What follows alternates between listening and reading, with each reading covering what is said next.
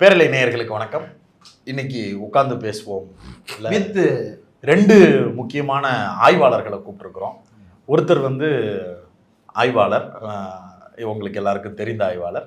இன்னொரு மிக முக்கியமான ஆய்வாளர், ஆயின்னு ஆயக்கூடிய ஆய்வாளர், மண்டையை பிடிச்சு ஆயக்கூடிய எதிரிகளை ஆயக்கூடியவர், இவர் கருத்தியலாக ஆயக்கூடியவர். இரண்டு ஆய்வாளர்களோட தான் இன்னைக்கு நம்மளுடைய உட்கார்ந்து பேசுவோம். எதை பத்தி ஆய போறோம் அப்படின்னா, இன்னைக்கு பல பேரை மண்டையை ஆஞ்சு விட்ட விடுதலை படத்தை பத்தி. ஆஞ்சு விட்டதுன்னா எல்லாரையும் இல்ல, சில குறிப்பிட்ட கருங்காலிகளை. இது முக்கியமா எதை பத்தி பேச போறோம் அப்படின்னா, விடுதலை படத்தை எடுத்த சினிமா டீம் பேச முடியாத பக்கங்களை பத்தி பேச போறோம். யாரை அவங்க குறிப்பிடுறாங்க, எந்த கட்சி கொடியை பிளர் பண்றாங்க, எந்த தத்துவத்தை எதிரியா சொல்றாங்க, விடுதலைன்னு வச்சுக்கலாம், எந்த தத்துவம் துரோக வேலைகளை செஞ்சுக்கிட்டு இருந்துச்சு அப்படின்னு பல விஷயங்களை பத்தி டிஸ்கஸ் பண்ணப்பட கூடிய ஒரு உரையாடலா இது நடக்கணும்னு நினைக்கிறோம். முதல்ல விடுதலை படம் எந்த பீரியட்ல நடக்குது அப்படிங்கிறதே வெளிப்படையா சொல்லப்படலை. பார்க்கக்கூடிய பார்வையாளர்களுக்கு நம்ம சொல்லிடுவோம். அது மாண்புமிகு புரட்சி தலைவர் டாக்டர் எம்ஜிஆர். கொடுத்து சிவந்த கரங்கள் என்ன கொடுத்தது? படம் கொடுத்திருக்கு. மாண்புமிகு எம்ஜி ராமச்சந்திரன் அவர்களுடைய ஆட்சி காலத்தில் நடந்த மிகப்பெரிய வன்முறை அழித்தொழித்தலத்தான் ஸ்டேட் அரச பயங்கரவாதத்தை எம்ஜிஆர் ஆட்சி எப்படி கட்டவிழ்த்து விட்டிருந்தது அப்படின்றது குறித்தும் இந்த படம் விரிவாக பதிவு செய்திருக்கிறது. படம் நடக்கிறது 87 அரௌண்டு. என்ன நடந்திருக்குன்னா, பலரும் சொல்லி கேள்விப்பட்டதுதான். ஒரு தமிழரசன், புலவர் கலியபெருமாள், இவங்க ரெண்டு பேருடைய வாழ்க்கையை ஒட்டி இருக்கக்கூடிய படம் தான் இந்த படம் அப்படின்னு முதல் பாகம் வரும்போதே சொல்லியிருந்தாங்க. அந்த சம்பவங்கள் என்ன அப்படிங்கிறது எல்லாத்தையும் நீங்களும் பார்க்கக்கூடிய பார்வையாளர்களும் தேடி படிச்சிருவீங்க. அதை பற்றி நம்மளுக்கும் மறுப்பு இல்லை. பட் அதில் சொல்லப்பட வேண்டிய பல விஷயங்களை பற்றி பேசணும். முதல்ல மைனர் அவர்கள் நீங்க ஆரம்பிக்கணும். மாண்புமிகு புரட்சி தமிழர் தமிழர் எடப்பாடி, புரட்சி தலைவர், புரட்சி தலைவர், அதாங்க ரெண்டுமே ஒண்ணுதாங்க. அப்ப இருந்த எம்ஜிஆர், அப்ப இருக்கிற எடப்பாடி, இப்ப இருக்கிற எம்ஜிஆர். அவருடைய காலம் ஆட்சி காலம்ங்கிறது தமிழ்நாட்டின் பொற்காலம் அப்படின்னு வர்ணிக்கப்படுது. உங்களுடைய வயசு கிட்டத்தட்ட எம்ஜிஆர் பீரியட்ல நீங்க அப்ப காலேஜ் படிச்சுட்டு இருந்தீங்கன்னு நினைக்கிறேன்.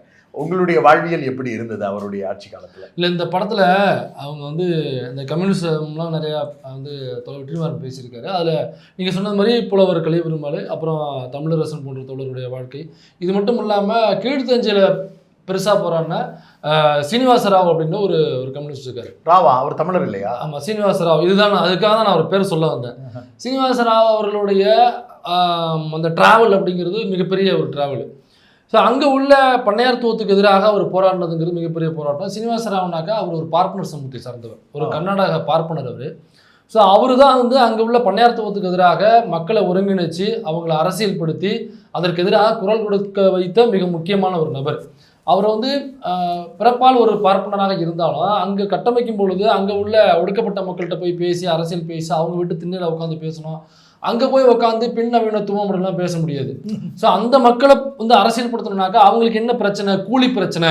அப்போ கூலி பிரச்சனையை ஒட்டி அவங்க பேசணும், வர்க்க ரீதியாக பேசணும். உங்களுடைய உழைப்பு, நீங்கள் எவ்வளோ உழைப்பு செலுத்துறீங்க, அவர் எவ்வளோ லாபம் அடைகிறாரு, உங்களுக்கு எதிராக ஒரு பண்ணையார்கள், ஒரு முதலாளிகள் சார்ந்த, ஒரு உற்பத்தியாளர்கள் சார்ந்த ஒரு சங்கம் இருக்குது தெரியுமா, அவங்க ஏன் சங்கமாக இருக்காங்கன்றது தெரியுமா, நீங்கள் ஏன் ஒரு சங்கம் அமைக்கலை அப்படின்னு நீங்கள் ஏன் சுரண்டப்படுறீங்க, எப்படி சுரண்டப்படுறீங்க, இப்படிங்கிறதெல்லாம் பேசி தினம் தினம் உங்களுடைய கூலி எங்கே போகுது இப்படிங்கிறதெல்லாம் பேசி அவங்களை அரசியல்படுத்தணும். அப்போ அரசியல் அந்த விளக்கம் நல்லா இருந்துச்சு. அதாவது உற்பத்திக்கு ஆகிற செலவு 90 பைசா உன்னோட கூலி உட்பட, உன்னோட கூலி தவிர, அது போக உன்னோட கூலி ஒரு 10 பைசா. பொருள் வெளியே விற்கிறது எவ்வளவு அப்படின்னா ₹1 25 காசுக்கு விற்கிது அப்படின்னா உன்னுடைய மதிப்பு என்பது 10 பைசா அல்ல 35 பைசா அப்படின்றத விளக்குவதற்கு எடுத்துக்கொண்ட முயற்சி என்பது ரொம்ப நல்லா இருந்துச்சு. அப்ப நம்மளுக்கு 25 பைசாங்கிறது சிம்பிளா அப்போ 25 பைசா பெரிய அமௌண்ட், பெரிய காசு.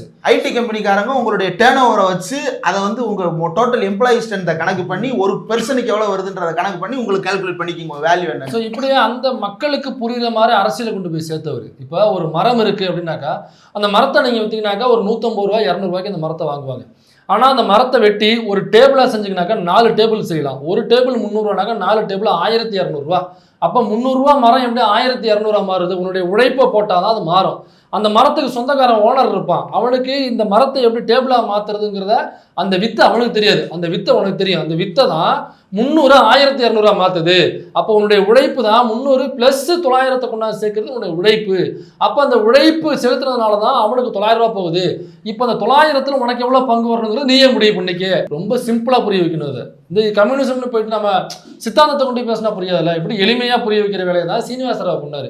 அப்போ அங்கே என்ன பண்ணணும்னாக்கா, அவர் பிறப்பால் ஒரு பார்ப்பனராக இருந்தாலும் போய் உட்கார்ற இடம் ஒரு ஒடுக்கப்பட்ட சமூக மக்கள் மத்தியில் உட்காரும் பொழுது அங்கே ஒரு நத்த குழம்பு தான் இருக்கும், அங்கே கிடைக்கிற நண்டு குழம்பு தான் இருக்கும், அங்கே கிடைக்கிற மீன் குழம்பு தான் இருக்கும், வெங்காயம் போட்டு தான் சாப்பாடு செய்வாங்க. ஆமாம், இப்போ இதையெல்லாம் சாப்பிட்டுக்கிட்டே தான் அவர் பேசுறாரு சரிங்களா. இப்போ இவரை பிறப்பால் பார்ப்பனர் அப்படிங்கிறதுனால பெரியார் சீனிவாச ராவுக்கு எதிராக பேசல, அல்லது பெரியாரிஸ்டுகள் இவர் ஒரு பார்ப்பனர் அப்படின்னு சொல்லிட்டு அவருக்கு எதிராக பேசல. தான் ஏற்றுக்கொண்ட சித்தாந்தம் என்ன அப்படிங்கிறது தான் அங்கே கேள்வியை தவிர அவர் கன்னடிக்கா, அவர் ஒரு பார்ப்பனர் அப்படிங்கிற கேள்வியே இங்கே கிடையாது. அப்போ இதுக்கு பின்னாடி இவ்வளோ பேருடைய உழைப்பு இருக்கு. அந்த சீனிவாச ராவ் கதாபாத்திரம் தான் கிஷோர் பண்ணியிருக்காரு அந்த படத்தில். ஸோ அவர் எத்தனை பேர் அங்கே அரசியல்படுத்துறாரு, அதுக்கப்புறம் அங்கே நடந்த மாற்றங்கள் என்ன, அங்கே நடந்த கீழ்நிலை சம்பவம் எல்லாருக்குமே தெரியும். அதில் சீனிவாச ராவ் அவர்களுடைய அந்த ஒடுக்குமுறைக்கு எதிராக அவருடைய குரல்ங்கிறது பெரிய குரல். அப்போ அதில் திராவிட இயக்கத்தினுடைய விவசாய சங்கமும் அதுக்குள்ளே இருக்கு. அந்த அங்கே நடந்த கீழ்நிலை சம்பவத்துக்கு பின்னாடி அது அந்த ஒடுக்குமுறைக்கு எதிராக குரல் திராவிட விவசாய தொழிலாளர்கள் சங்கமும் இருக்கு. அதை கோபாலகிருஷ்ணன் நாயுடு போட்டு தரலாங்கல்ல, அதில் திராவிட விவசாய சங்கத்தினுடைய பங்களிப்பும் அதுக்குள்ளே இருக்கு. அதுக்குள்ளே இருந்த தோழர்கள் இன்னமும் உயிரோடு இருக்காங்க. அந்த எனக்கு தண்டனை அனுபவிச்சிட்டாங்க, அதனால நம்ம தாராளமாக சொல்லலாம். இந்த கோபாலகிருஷ்ணனோட திட்டம் போட்டு தந்ததில் விவசாய சங்க தோழருடைய திராவிட விவசாய சங்க தோழருடைய உழைப்பும் அதுக்குள்ளே இருக்குது. அந்த தோழர்கள் பேர் கண் கொடுத்த மனித மதி ஒருத்தர் பேர், இன்னொரு பேர் நடத்த கண் கொடுத்த மனித ஊர், எங்கள் ஊர்லேருந்து கரெக்டாக 1.5 கிலோமீட்டர் தான் அந்த ஊர். இன்னமும் அந்த தோழர்கள் இருக்காங்க, நான் போகும்பொழுது அவங்கள சந்திக்கிறது, இன்னமும் உயிரோடு இருக்காங்க. ஸோ இதெல்லாம் சாட்சியாக இருக்கிறது. இதெல்லாம் அந்த படத்தில் வரும்பொழுது கம்யூனிஸ்டுகள் மட்டும்தான் இதை பண்ணாங்க அப்படின்னு இல்லாமல் இதுக்கு பின்னாடி திராவிட இயக்கத்தினுடைய செயல்பாடுகள் என்னவாக இருந்ததுங்கிறதும் இடையூடாக சொன்னார் இல்லைங்களா. ஸோ இதை நீங்கள் சொல்லலைனாக்கா இங்கே பல பேர் என்ன பண்ணுவாங்கனாக்கா, பாருங்கள் கம்யூனிஸ்டுகள், நான் கம்யூனிஸ்டுகளை குறை சொல்ல, இப்போ நம்ம சொல்கிறதுனால ஏதோ சிபிஐ சிபிஎம் போன்ற கம்யூனிஸ்ட் தோழர்கள் இப்படி சொல்லுவாங்கன்னு அர்த்தம் கிடையாது. நான் சொல்ல வர்றது, இந்த கம்யூனிஸ்டுகளுக்கு இடையும் திராவிட இயக்கத்தை சார்ந்தவர்களுக்கும் இடையே சண்டையை முட்டுறதுக்காக காத்துக்கிட்டு உட்காந்துருக்காங்கல்ல சில பேர். அவங்க என்ன பண்ணுவாங்க, நேரேஷன் செட் பண்ணுவாங்க, பார்த்தீங்களா இவன் கருப்பு சட்டை ஒன்றுமே போடல, அதான் அவர் சொல்கிறாங்க அப்படிம்பாங்க. இந்த எல்லா விமர்சனத்தையும் முன்கூட்டியே மைண்டுக்குள்ள வச்சுட்டு யாரெல்லாம் விமர்சனம் பண்ணுவாங்க, எங்கெங்க இந்த விமர்சனம் வரும் அப்படிங்கிறத மைண்டுக்குள்ள வச்சுட்டு இந்த எந்த விமர்சனத்துக்கும் இடம் கொடுக்காம அவர் எல்லாமே கரெக்டாக அந்த கேப்ல போட்டு ஃபில் பண்ணிட்டே இருந்தார். ஆரம்பிச்ச வாய்ஸ் ஒரு டிஸ்க்ளைமர்லயே இது யாரையும் குறிப்பிட்டு சொல்லல, எந்த காட்சியமும் சொல்லல, நீ சொல்லலன்னு சொல்றது பூராமே நீ ஒரு ஆளை சொல்ற மாதிரியே அந்த டோனுமே இதுல காட்டாத, வரலாற்றுல எழுதாத, எதையும் குறிப்பிடுறது இல்ல, படத்தை பாரு அப்படித்தான்டா பாடுறா அப்படின்ற மாதிரி இருந்தது. வழக்கம் போல வெற்றிமாறனுடைய வாய்ஸ் ஓவர் ஒட்டல, டைலாக் ஒரு பக்கம் இருக்கு, லிப்சிங்கே இல்லை அப்படின்றதெல்லாம் பாசிட்டிவா பார்க்கப்பட்டு மக்களால் கொண்டாடவும் படுது. பல டைலாக் இதுல இந்த எம்ஜிஆர் பீரியடை பத்தி பேசணுன்றது தான் ஆரம்பிச்சோம். இப்ப நீங்க ஆரம்பிங்க ஆய்வாளர். எம்ஜிஆர் பீரியட் எம்ஜிஆர் பீரியட்ன்றத தோழர் சொன்னதுல இருந்தே நம்ம எம்ஜிஆரை பத்தி பேச மாட்டேங்க. அப்ப இருக்க வர்றேன், அவரே வாழும் எம்ஜிஆர் தான். புரட்சி தலைவர், புரட்சியை பத்தி முதல்ல பேசுவோம், அப்புறம் புரட்சி தலைவர். இதுக்கும் அதுக்கும் சம்மந்தம் இல்ல. ஐயா வாட்ச வலது கீழே கேட்டுங்க. எம்ஜிஆர் கலரா இருக்கீங்க நீங்க, எம்ஜிஆர்னா ஊர்ல நம்பிடுவாங்க. எங்க ஊர் பக்கம் வாங்க, நான் நம்ப வைக்கிறேன். உங்க ஊர்னா சிவகங்கையா? அவரு எங்க ஊர் மதுரை. சரி வாங்க. அதாவது ஒரு விஷயம் என்னன்னா, இப்போ தோழர் சொன்னதான் மிக சரியான. இப்போ இந்த நாடு கொஞ்சம் படத்துக்கு வெளியவே கொஞ்சம் ஆய்வாளர் வேற சொல்லிட்டாரு, கொஞ்சம் அப்படி நாடு சுதந்திரம் அடைஞ்சிருச்சு, நாட்டில் ஜனநாயகம்னு ஒரு அரசமைப்பு கொண்டு கொடுத்துட்டாங்க. ஆனால் நாட்டில் இருக்க நிலைமை அப்படி மாறிச்சான்னா நாடு பெரிய ஒரு விவசாய நாடாக. இப்போ இந்த நாட்டை குறைஞ்ச வச்சு விவசாய கூலிகளை அந்த விவசாய நிலப்பரப்புலேருந்து எடுத்துகிட்டு வருவது, ஒரு பெரிய தொழில்துறை நோக்கி நகர்த்துவதுன்னு தான் ஒரு அரசுக்கு இருந்த பெரிய திட்டம். அதனால தான் 5 ஆண்டு கால திட்டங்களை வகுத்து தொடர்ந்து என்ன பண்ணாங்க, சில முயற்சிகள் எடுத்தாங்க. ஆனால் அந்த பிரச்சனையே ரொம்ப தீவிரமாக தமிழ்நாட்டை பொறுத்த வரைக்கும் சாதித்தது திராவிட இயக்கமும் கம்யூனிஸ்டும் தான். திராவிட இயக்கம் எப்படி வேலை பார்த்ததுன்னா, திராவிட இயக்கம் கருத்தியல் நிறுவனங்கள்ல என்னெல்லாம் ஆதிக்கம் இருந்துச்சோ அதை உடனே கேள்வி கேட்டுச்சு. அதான் பெரியார் வந்தார். அதாவது இந்த நிலவுடைமையை பாதுகாக்கக்கூடிய, இந்த பண்ணையார்த்தனத்தை பாதுகாக்கக்கூடியதுக்கும் சாதிக்கும் தொடர்பு இருக்கு. இந்த சாதிக்கும் சமயத்துக்கும் ஒரு தொடர்பு இருக்குது. அது கோயில்களில் இருக்குது.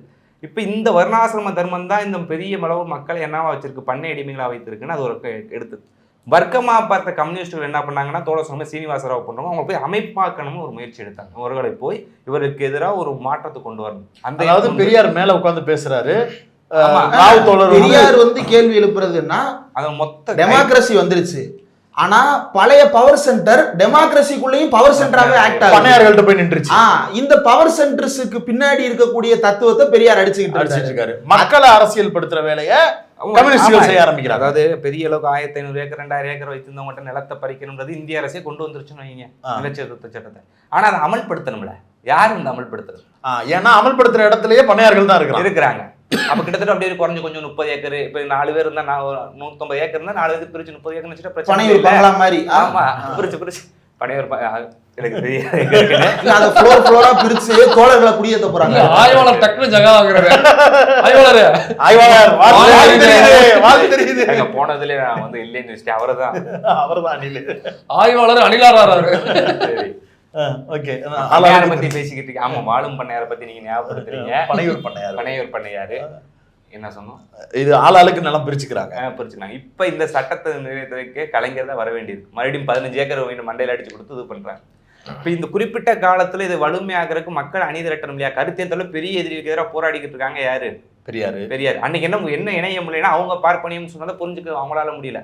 வர்க்கத்தை வந்து முக்கியமான பங்கா திராவிட இயக்கம் வைத்திருந்தா கூட எது பிரதான மக்களை இதுக்கு எதிராக ஐடியாலஜியா என்ன ஆகணும், திருப்ப முடியாதுன்றதுக்காக திராவிட இயக்க வேலை பார்த்து அடிப்படை தேவைகளுக்காக, அதாவது அவங்களை வந்து ஒரு சங்கமா இயக்குவது, குறிப்பிட்ட அதனுடைய வர்க்க ஒடுக்குமுறைன்னு சொல்றாங்க இல்லையா, அதுக்கு எதிராக அவங்க திரட்டிக்கிட்டு இருந்தாங்க. கலைஞர் வந்தார். அண்ணா கிட்டத்தட்ட கீழ்வன்மை ரொம்ப மருத்துவமனையில் இருந்தார், ரொம்ப கடுமையான நிலைமை இருந்தாங்க. உடனடியாக கலைஞர் வந்தார், ஒரு முக்கியமான சட்டத்தை கொண்டு வந்தார். என்ன சட்டம்? குறைந்தபட்ச விவசாயிகளுக்கு குறைந்தபட்ச ஊதிய சட்டம். நீங்க பார்த்தீங்கன்னா நம்ம காலத்துல என்ன கொடுத்துருந்தாங்க, பணம் கொடுக்க மாட்டாங்க, மரக்காயில் நெல் கொடுப்பாங்க. எத்தனை மரக்காங்க நீங்க வந்து கதிர் எடுத்தீங்கன்னா உங்களுக்கு இத்தனை மரக்கா, களை எடுத்தீங்கன்னா எத்தனை மரக்கா வந்து இதை அன்னைக்கு வாங்கிட்டு போகலாம். ஆனா அது இப்படி இருக்கனாலதான் அவர் வந்து அந்த ஊதியமா மாத்தினாரு யாரு? கலைஞர். இப்படி ஒரு சூழல் இருந்து, இந்த சூழல்ல தான் நமக்கு இந்த கதையினுடைய தோற்றம் வந்து வெஸ்ட் பெங்காலுக்கு போயிடும். சாரு மஜும்தார் வராரு இல்லையா? அங்க என்ன நடக்குது? இதோட போறாரு. ஆமா, அங்க இதோட கொடூரம் நடக்கு. அங்க பெரியார் வரல, இங்கதான் பெரியார் இருக்காரு, இங்கதான் அண்ணா வந்தாரு, இங்க கலைஞர் அங்க வரல. அது நேரடியா ரொம்ப தீவிரமா வர்க்க முரண்பாடுகளா அது வந்து எழுந்துருது. கம்யூனிஸ்டுகளுக்குள்ளேயே தான். அங்க என்னன்னா கம்யூனிஸ்டுக்குள்ளேயே சரி நம்ம சட்ட ரீதியா போராடும்னு சொல்லிக்கிட்டு இருக்கு கம்யூனிஸ்ட். எத்தனை நாளைக்கு நம்ம இவங்களை சட்ட ரீதியா நம்ம பண்ணிக்கிட்டு இருக்கிறது சரிபட்டு வரல, போடுன்னு நக்சல் வாரில என்ன ஆமா அங்க கன்சன்யால் போன்றவங்க எடுக்கிறாங்க. அது இந்தியா முழுமைக்கு என்ன ஆயிருது? பத்திக்கிச்சு. தமிழ்நாடு என்னைக்கு முற்போக்கா வரதை விட்டுச்சு, அதுமா அதுவும் எடுத்துக்கிச்சு. அது இன்னொன்று அப்போ வந்து ரொம்ப கொதிப்பான இளைஞர்கள் கொண்ட 65 தான் நம்ம என்ன பண்ணியிருக்கோம், மொழி போராட்டத்தை முடிச்சு 67 பெரிய ஆட்சி மாற்றம், பின்ன சரித்திர ஆட்சி மாற்றம் தான். திரும்ப ஒரு தேசிய கட்சிகளை ஆட்சி பிடிக்க முடியாம வந்துட்டோம். இப்போ இந்த சூழல்ல தமிழ்நாடு இப்படி வந்துருச்சு. 67 இங்கே வந்துருச்சு. அப்புறம் இதில் பல பிரிவுகள் வந்தாங்க. அப்போ இங்கேயும் ஒரு நக்சல்பாரிகள் என்ன ஆகுறாங்க, உருவாகிறாங்கன்றதான் வரலாற்று சூழல். அதில் பல பிரிவுகள் அப்படி உருவானாங்க. அப்படி ஒரு சூழல்ல இவங்க என்ன எடுத்தாங்கன்னா, அங்க என்ன ஒரு வழி எடுத்துட்டாங்க, வெஸ்ட் பெங்கால்ல இப்போ பண்ணையார போட்டாத்தான் இது பேர் தனிநபர் அழித்தொழிப்புன்னு ஒரு திட்டத்தை வகுத்து பண்ணையார ஃபுல்லாம் போடுவோம் அப்படின்னு போட்டாங்க. இங்க இருந்து அது பிரச்சனையா இருக்கு. அப்பதான் இங்க ஒரு துர்ப்பாக்கியம் என்ன ஆகிவிட்டது. 70களில் இந்த இயக்கம் நடக்கிறப்ப துர்ப்பாக்கியம் தமிழ் சொல்லு எப்படி சொல்றது, துர்ப்பாக்கியம் தமிழ் சொல்லல, கெடுவாய்ப்பாக ஒரு ஆட்சி எம்ஜிஆர்ன்ற பேர்ல வந்தது. இந்த எம்ஜிஆர் பண்ணையார்கள் அந்த வந்துட்டார் நமக்கான ஒரு ஆளுன்னு போய் என்ன ஆகிட்டாங்க, சேர்ந்துக்கிட்டாங்க. என்ன கிட்டத்தட்ட வந்து பாத்தீங்கன்னா ஆதிக்க சாதியினுடைய அவர் வந்து ஏழை தாயின் மகன், வறியவர்களை கட்டி அணைப்பாரு, மீனவ நண்பன். மீனவர் வந்து முதலாட்சி துப்பாக்கி சூடு நடத்தினான்றதானே வரலாறு. இன்னைக்கும் அந்த நினைவு ஸ்தூபி இருக்கு. மீனவர்கள் படுகொலை செய்யப்பட்டதனுடைய நினைவு. கடலோரம் வாங்கிய காற்று துப்பாக்கி போட்டது நேற்று. வன்னியர்களுடைய இடஒதுக்கீடு போராட்டத்துல சுட்டு படுகொலை பண்ணது புரட்சி தமிழரே. அந்த வழியை 13 தூத்துக்குடியில சுட்டாதானங்க புரட்சி. ஆமா, புரட்சி தலைவர் யார சுடுறோன்றது வேற. புரட்சி தலைவர் வந்தோன்னு 5 பேரை சுட்டாங்களா இல்லையா பரமக்குடியில சுட்டாங்க. மகாமகத்துல குளிக்கிறேன்னு பல பேரை போட்டு தந்தாங்க. ராத்திரியில செப்பரமாக்க ஏரிய திறந்து வாச்சாத்தி படுகொலை. என்னன்னா அம்மாவை விடுதலை செய்யணும் பஸ்ஸை விட்டு எரிச்சு கொண்டாங்க. நம்ம வீரப்பன்னார் அவரே சொன்னாரு எத்தனை பேரை ஜெயலலிதா படுகொலை பண்ணாங்கன்னு கேம்ப்ல போட்டு. அதனால அப்படி ஆட்சி வந்தோடனே பண்ணையாருக்கு ஆதரவா துப்பாக்கிகள் எடுத்து துடைத்து வைக்கிற பழக்கம் தொடங்கி வச்சவர் புரட்சி தலைவர் என்ன பண்ணாரு?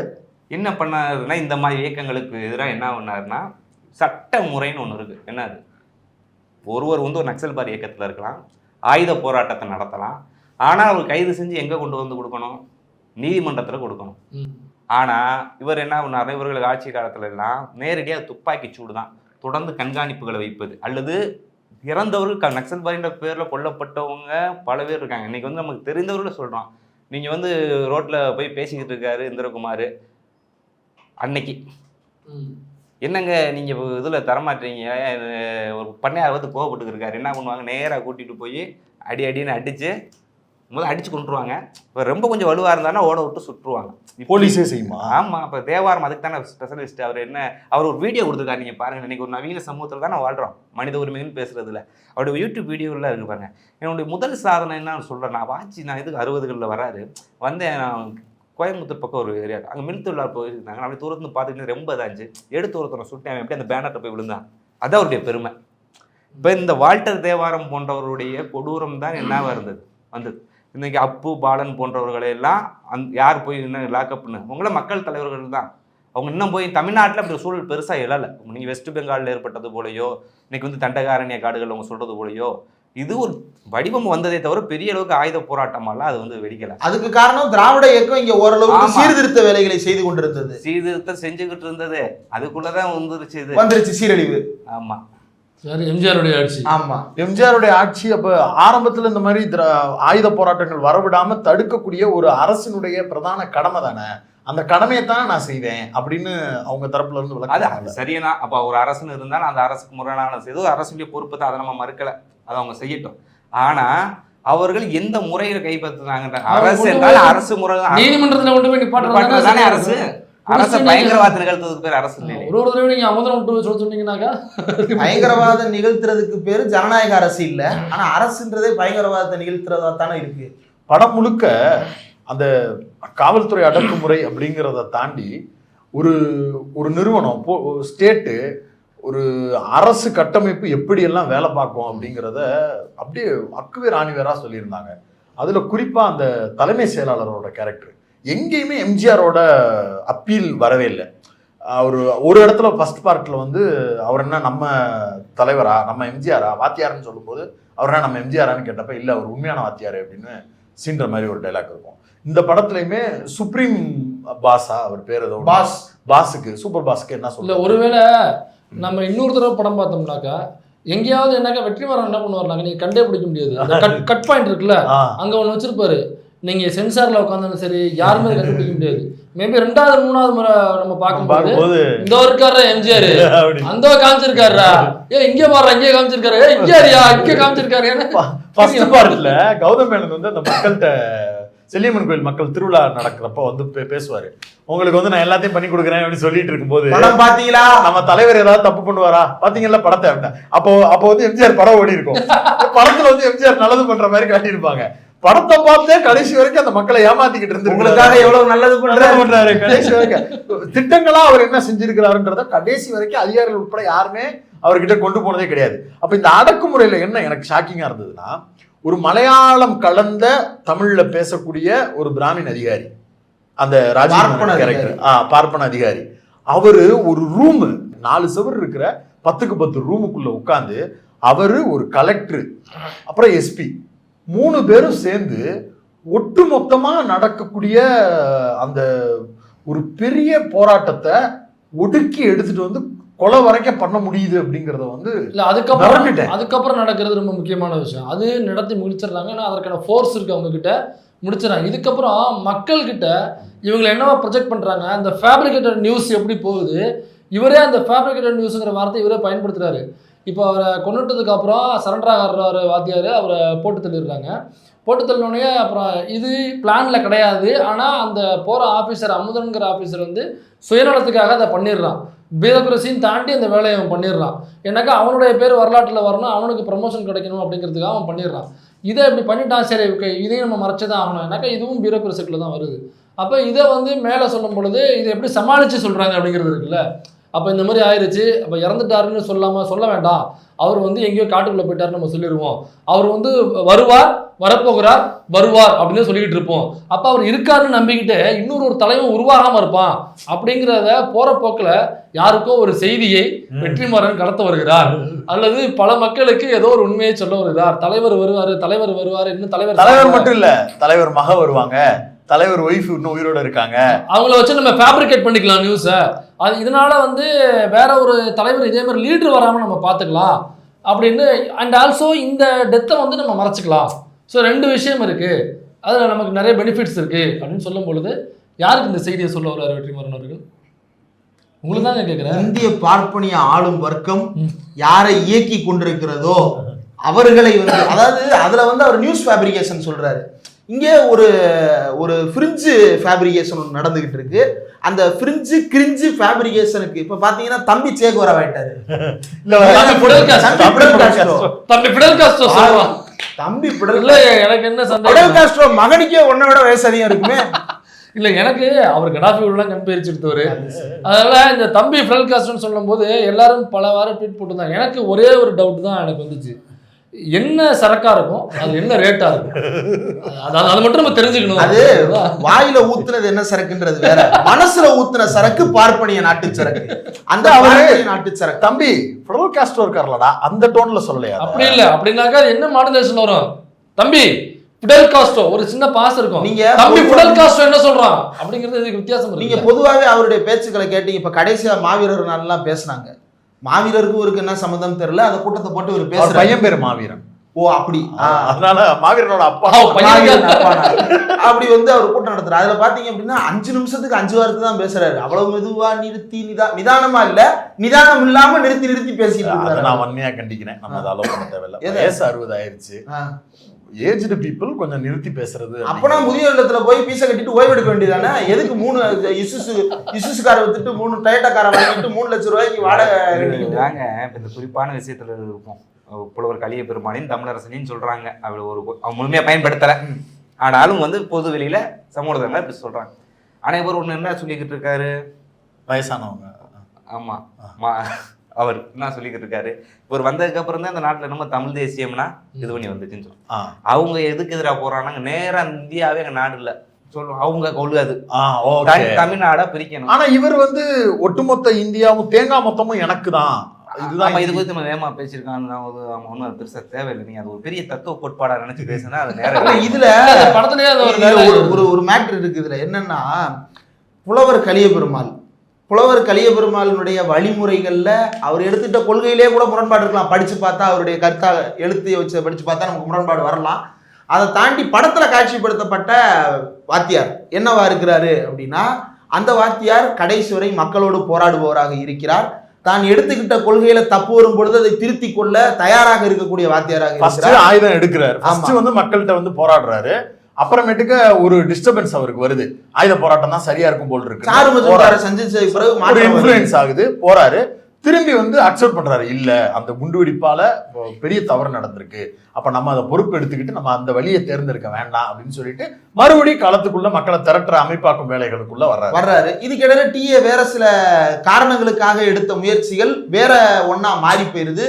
அதனால மறுபடியும் இவங்க அழித்தொழிப்பு ஆரம்பிச்சிட்டாங்கிற மாதிரி போர்ட்ரேல் வருது. அவர் உண்மையிலே அந்த வாத்தியார்ன்ற கேரக்டர் புலவர் கலிய பெருமாள் 80களில் கலைஞர் பீரியட்ல தான் தூக்கு தண்டனை வந்து ஆயுள் தண்டனையா மாறி சிறையில் இருக்கிறாரு. மக்கள் இயக்கம் நடத்தி அவர் வெளியே கொண்டு வர்றாங்க. 2007 தான் இறந்து போனாரு. கடைசி வரைக்கும் ரொம்ப சாதாரணமான ஒரு குடிசையில ரொம்ப சாதாரணமான வாழ்க்கையை வாழ்ந்துட்டு போனாரு. இது ஒரு போராளியின் கதை. நீயும் போராளின்னு சொல்லிக்கிற, 3 லட்சம் ரூபாய்க்கு வாடகை கட்டுற, 3 காரு வாங்குற, என்ன நடக்குது? தமிழ் தேசியத்தை ஒரு பரப்பணும் சொல்லிட்டாங்க. எப்படி இறந்து போயிருக்கான்றதே அது வரலாறு. இப்ப இதே படத்துல யார் சொகுசா இருக்கா அப்படின்னா, அந்த பார்ப்பன அதிகாரி சொகுசா இருக்கிறாரு, அந்த எஸ்பி சொகுசா இருக்கிறாரு, ராகவேந்தர்ன்ற அந்த டிஎஸ்பி ஆபீசர் இன்சார்ஜ் சொகுசா இருக்கிறாரு. அந்த சொகுசு இன்னைக்கு யார்கிட்ட இருக்கு? இவன்கிட்ட இருக்கு. இப்ப நான் இதை எப்படி பாக்குறேன்னா, நம்ம பேசிட்டு இருக்கிற நபரும் அவரும் தமிழர் தான், அவரும் தமிழருக்காக தான் பேசுறாரு. இல்ல அதுல சந்தேகங்கள் கிளப்புறாங்க. ஆமா, அது நானே கிளப்பியிருக்கின்றது வேற விஷயம். இப்ப அவர் பேசுறதும் தமிழர்களுக்காக தான் பேசுறாரு. இப்ப நாமளும் தமிழர்களுக்காக தான் பேசுறோம். இப்ப இந்த படத்தை ரொம்ப கிளியரா வச்சிருக்காங்க. அதுல உள்ள பண்ணையார்களும் தமிழர்கள் தான், அதுல உள்ள விவசாய கூலிகளும் தமிழர்கள் தான். இந்த பண்ணையார் தமிழர்கள் என்ன பண்ணுறாங்க, விவசாய தமிழர்கள் இருக்காங்களா, அவங்கள தான் அவங்களுடைய வீட்டில் உள்ள பெண்கள் மீது அந்த உடல் மீது அவங்க ஆதிக்கம் செலுத்துறதை நினச்சிட்டு ஒரு பாலியல் வல்லுறவு, ஒரு பாலியல் வன்முறையை அவங்க மீது செலுத்துறாங்க. அது வந்து தன்னுடைய உரிமை அப்படின்னு இந்த பண்ணையார்கள் பேசுறாங்க. இந்த உரிமைக்காக குரல் கொடுக்கக்கூடியவர் தான் தமிழருடைய உரிமை அப்படின்னு அந்த பண்ணையார்களுக்கான உரிமையை தான் இவரு வந்து பேசிட்டு இருக்காரு. போய் ஒரு செயினை போட்டாப்புலன்னு வைங்க, ஒரு வண்டி வாங்கி கொடுக்குறேன், புல்லட் வாங்கி கொடுக்குறேன்னு சொன்னாப்புலன்னா சீமானே வந்து சவுக்கால் எடுத்து அடிச்சிட்டு இருப்பாப்புல அந்த மக்களை. அப்ப அவன் மான தமிழ் பிள்ளடா, அவன் தொடர்றதுக்கு உனக்கு உரிமை இல்லையாடா அப்படின்னு. அவருக்கு தேவை மாசம் மாசம் பேமெண்ட், அவ்வளவுதான். தம்பி இதை கொடுத்து விட. அவரை பண்ணையாருக்கும் அந்த கூலி தொழிலாளருக்கும் இருக்கிறது வந்து நட்பு முறை. நாளைக்கு சரியாயிரும். நாங்க என்ன இருந்தாலும் தமிழர்கள், இன்னைக்கு நான் வெட்டுவேன், நாளைக்கு நான் கூடுவேன். அப்ப அவரு பேசுறது அந்த பண்ணையார் தமிழர்களுக்காக பேசுறாரு, நாம பேசுறது அந்த விவசாய கூலிகள் தமிழர்களுக்காக நாம பேசிட்டு இருக்கோம். ரொம்ப சிம்பிளா புரியணுமுக்காக, அவ்வளவுதான். அதுல ஏன்னா ஒரு டைலாக் ஒன்று, ஒரு பஞ்ச் மாதிரி இருக்கும். அது அதாவது சித்தாந்தம் இல்லாத தலைவர்களால் ரசிகர்கள் தான் உருவாக்க முடியும் அப்படிங்கிறது நேரடியா செருப்ப கலட்டி சீமான பலர்னு அடிச்சு வரட்டி விட்டுருக்காரு. நானே உன்னை பிரிவுக்கு கூப்பிட்டாலும் வரக்கூடாது, இதை நீங்க சொல்லக்கூடாது, இது அவர் டயலாக் நீங்க சொல்லுங்க. இல்ல ஆக்சுவலா நான் வந்து ஒரு தியேட்டர்ல படம் பார்த்தேன். இல்ல எல்லா நாட்டிலுமே அந்த வசனம் வரும்பொழுது தளபதி கத்துனாங்க, உனக்காக அந்த டயலாக்ங்கிறது கத்துனாங்க. நான் பார்த்த தியேட்டர்லயுமே கத்துனாங்க. இல்ல எனக்கு அதிர்ச்சியா இருந்துச்சு, இவங்க நம்பி எப்படி இருந்தாலும் கட்சி ஆரம்பிச்சிருக்காங்க. நான் அந்த படம் பாக்குறேன், கமலால 9 மணி ஷோ கிளாப்ஸ் பறக்குது. எனக்கு உண்மையிலே ஷாக்கா இருந்துச்சு. நான் வந்து விஜய் மேல விஜய் அரசியல் மேல எனக்கு கோபம் இருக்கு, அது வரக்கூடாதுன்னு நினைக்கிறேன். உண்மைதான், மாற்று கருத்து இல்லை. ஆனா நான் உண்மையிலேயே மனசாட்சியை தொட்டு விஜய் ஆதரிக்கக்கூடியவர்களே கூட சொல்லட்டும், தியேட்டர்ல இந்த சீனுக்கு கை தட்டிட்டு விஜய்னு கத்தலைன்னு சொல்லுங்க. அவ்வளவு ரெஸ்பான்ஸ் இருக்கு. ஆனா சினிமாவில் வரக்கூடிய தன்னுடைய ரசிகர்கள் தனக்கு வாக்கு செலுத்துவாங்கன்னு விஜய் நம்பிக்கிட்டு இருக்கிறாரு. நம்ம ஊர்ல அவருக்கு கணக்கு வழக்கு எடுத்து ரிலீஸ் பண்றாங்கல்ல, டேட்டா கொடுக்குறாங்கல்ல, அவங்க எல்லாரும் இதை வச்சே அவருக்கு வந்து ஓட்டு விழுகும் அப்படின்னு நம்புறாங்க. அவர் வந்து ஒரு பெரிய மாஸ் அப்பீல் உள்ள ஒரு நடிகர், அவர் வந்தாருன்னா 15% ஓட்டு வரும் அப்படின்னு நம்புறாங்க. இது இந்த கிளாமர் அப்பீல் அவரால் ஆட்சியை வந்து அடைய முடியாது, பட் ஹி வில் டிஸ்ரப்டர் அப்படின்னு பேசுறாங்க. டிஸ்ரப்டரா? அவர் வந்து அது பேர் என்ன, டிஸ்ரப்டர்னா என்ன தோழர்? அதாங்க இருப்பாரு. இல்ல வெறுமனே ஒரு பெரியாரு அம்பேத்கருடைய போட்டோவை பேருங்க அது டிஸ்ரப்டர்ன்றது. அது ஏதோ ஒரு நல்ல இங்கிலீஷ் வார்த்தை பார்த்துட்டேன், பயன்படுத்திக்கிறேன், அப்படி பயன்படுத்துறாங்க. அதான் இப்ப வெறுமனே பெரியார் அம்பேத்கர் போட்டோ வச்சுட்டு வர்றாங்க. இப்போ ஒரு சங்கி வந்து பெரியாருடைய பேரே சொல்ல மாட்டான், ஈவேரன் தான் சொல்லுவான். அப்ப சங்கி நம்ம ஈஸியா கண்டுபிடிச்சிடலாம். நாம் தமிழர்ல இடும்பவனமும் ஈவேரா தானே சொல்றாரு. அதான் சொல்ல வரேன். அப்ப நேரடியா கண்டுபிடிச்சிடலாம். அவங்க இடும்பவனங்கார்த்தி அல்லது அந்த நாம் தமிழர் கட்சி எங்க ஆரம்பிச்சாங்க, கொஞ்ச நாளைக்கு முன்னாடி கூட, ரொம்ப மாசம் இல்லை, கொஞ்ச நாளைக்கு முன்னாடி கூட பாத்தீங்கன்னாக்கா பெரியார் தந்தை ஐயா பெரியார் எங்களோட வழிகாட்டி அப்படின்னு தான் இப்ப கூட எங்களோட வழிகாட்டின்னு சொல்லுவானுங்க. ஆனா ஈவேரா அப்படின்னு சொல்லுவான். இப்போ வழிகாட்டி அப்படின்னாக்கா நீ ஒரு மரியாதை செலுத்தினவருக்கு. இப்போ அவங்க யாரை சொல்லுவாங்க, மாப்போசியை வந்து தலைவர்னு சொல்லுவாங்க. மாப்போசியை வந்து சிவஞானம்னு சொல்லுங்களேன். ஏன் மாப்போசின்னு சொல்ற, அதோட இனிஷியல் தானே மாப்போசி. ராமச்சந்திரன் சொல்லேன், எம்ஜிஆர் சொல்றேன், எம்ஜிஆர் எம்ஜி ராமச்சந்திரன் அப்படின்னு சொல்லு. அப்ப அவர்களுக்கு செலுத்துற ஒரு மரியாதை இது. மலையாளி தானே சொல்லு, மலையாளின்னு சொல்லு. அவர் எப்படி சொல்லு, அவர் மேனம் தானே அவரு. அதை இவர் எப்படி சொல்லுவாரு மலையாளி? இல்ல பங்காளியா இருப்பாரு, அங்காளி பங்காளியா இருப்பாரு, இந்த பிரச்சனை இருக்குல்ல. அப்ப வெறுமனே எங்களோட வழிகாட்டி அப்படின்னாக்கா, கொஞ்ச நாளைக்கு முன்னாடி ஒரு பேட்டி கொடுக்குறாப்புல, அது ஆப்போசிட்ல ஒரு நெறியாளர், பயங்கரமான நெறியாளர், அவர் உட்காந்து பேட்டி எடுக்கிறாப்புல, பாட்காஸ்ட் மாதிரி எடுத்திருக்காங்க. இதை பெரியார் வந்து கருப்பையை அறுத்து போட்டு வர சொன்னாரு, அதனால வந்து இனஅழிப்பு செஞ்சுட்டாரு அவரு தமிழர்களை. அது ஒரு பெரிய இனஅழிப்பு இல்லையா? அதை வந்து நான் ஏற்றுக்க முடியும். நீ தமிழர்னு பேசுற, தமிழர்களுக்காக பேசுற, தமிழர்களையே இன அழிப்பு செய்யணும்னு இன்கேஸ் அப்படியே வச்சுப்போம், நான் அந்த பாயிண்ட்டுக்கு வரேன். அப்படி இன அழிப்பு செய்யறதுக்காக ஒருத்தவன் பேசியிருக்கானா அவனை எப்படி நீ வழிகாட்டின்னு சொல்லுவேன்? அப்ப இன அழிப்பு செய்ய வந்தவன வழிகாட்டின்னு சொல்றதா அவனுடைய அரசியலா? அப்ப இதே பிரபாகரன் அவர்கள் வந்து வாங்கிட்டு சொன்னதான் நீயே மேடல பேசுற, அந்த கட்டுமே நான் எடுத்து போட்டிருக்கேன். அதாவது தலைவர் வந்து என்கிட்ட சொன்னாரு, நான் பார்க்கும்பொழுது தந்தை பெரியாரை வந்து நம்ம எல்லாத்துக்கிட்ட போய் சேர்க்கணும் அப்படின்னு அவர் சொன்னதான் நீ பதிவு பண்ற. அப்போ ஒரு இன அழிப்பு செய்ய வந்த பெரியாரை எப்படி இனத்தினுடைய தலைவர்னு சொல்லப்படுற பிரபாகரன் வந்து வாங்கிட்ட சொல்லி எப்படி இவரை கொண்டு போய் சேரணும்னு சொல்லியிருப்பாரு? அப்ப இது கூட தெரியாம தான் ஒரு இனத்தினுடைய தலைவரா பிரபாகரன் இருந்திருப்பாரா? இவ்வளவு கேள்வி இருக்குல்ல.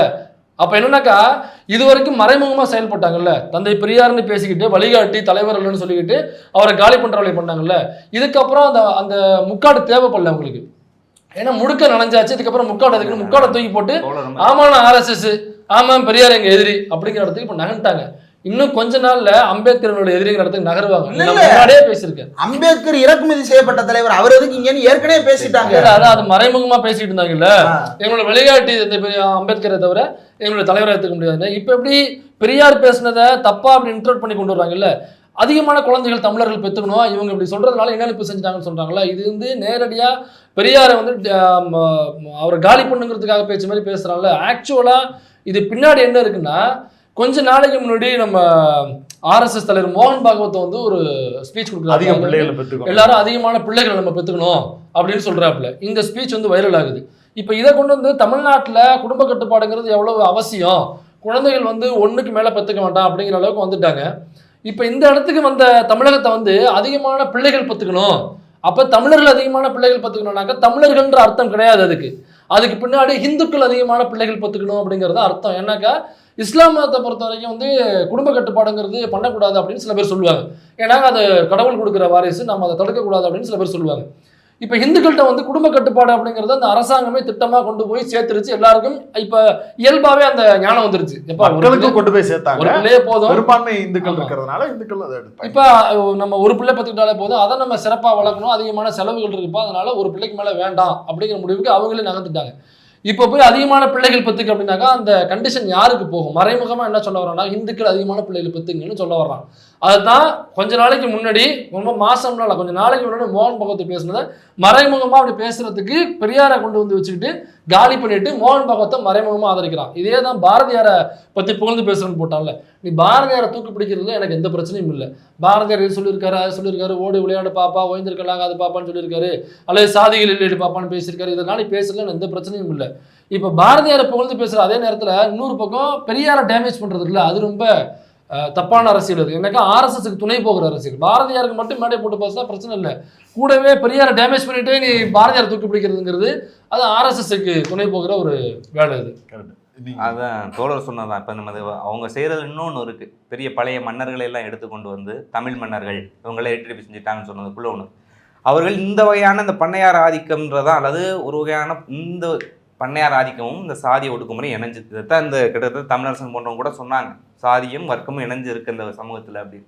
இவங்க ராஜர் பழைய வரலாறு பெரியார் ஏன் வந்தார், பெரிய புராணத்தை ஏன் வந்தார்? பெரிய புராணம் இப்போ சோழர்கள் காலத்தில் வருது. அங்கே உண்மையாகவே ராஜராஜ சோழனோ அல்லது தமிழகத்தை ஆண்ட சோழனோ பாண்டியரோ நாயக்கனோ யாராக இருந்தாலும் அவர்கள் எல்லாம் ஒரு மன்னர்களாக இருந்து இப்போ நீங்கள் படத்தில் கட்டுறத நீண்ட கால நிலைமை. இன்னைக்காவது ஒரு நவீன அரசு வந்துச்சு ஏதாவது பண்ணிட்டான். ஒரு நீண்ட கால நிலைமையாக அந்த மக்களில் ஒரு குறிப்பிட்ட சாதி ஆதிக்கவாதிகள் பொருள் படைத்தவர்களாக, நிலம் படைத்தவர்களாக, இதில் என்ன கோயில்களில் நுழை உரிமை பெற்றவர்களாக இருக்கணும், அவங்களோட ஆதிக்கம் இங்கே இருக்கணும்ன்றதான் யாருடைய அஜெண்டா? ஆர்எஸ்எஸோட அஜெண்டா. இந்த நாடு சனாதன தர்மத்தின்படி இருக்கணும், அவங்க அந்த சமூக ஒழுங்குல இருக்கணும். இன்னைக்கு இவங்க ராஜராஜ சோழனை பற்றி பேசுவதும் பெரிய புராணத்தை பெரியார் இது பண்ணி பேசுவதும் தமிழர் வரலாற்று இருட்டடிப்பு செஞ்சுட்டான்னு சொல்றதுக்கு பின்னாடி என்ன இருக்கு? தமிழர் மீது நலனா இருக்கு.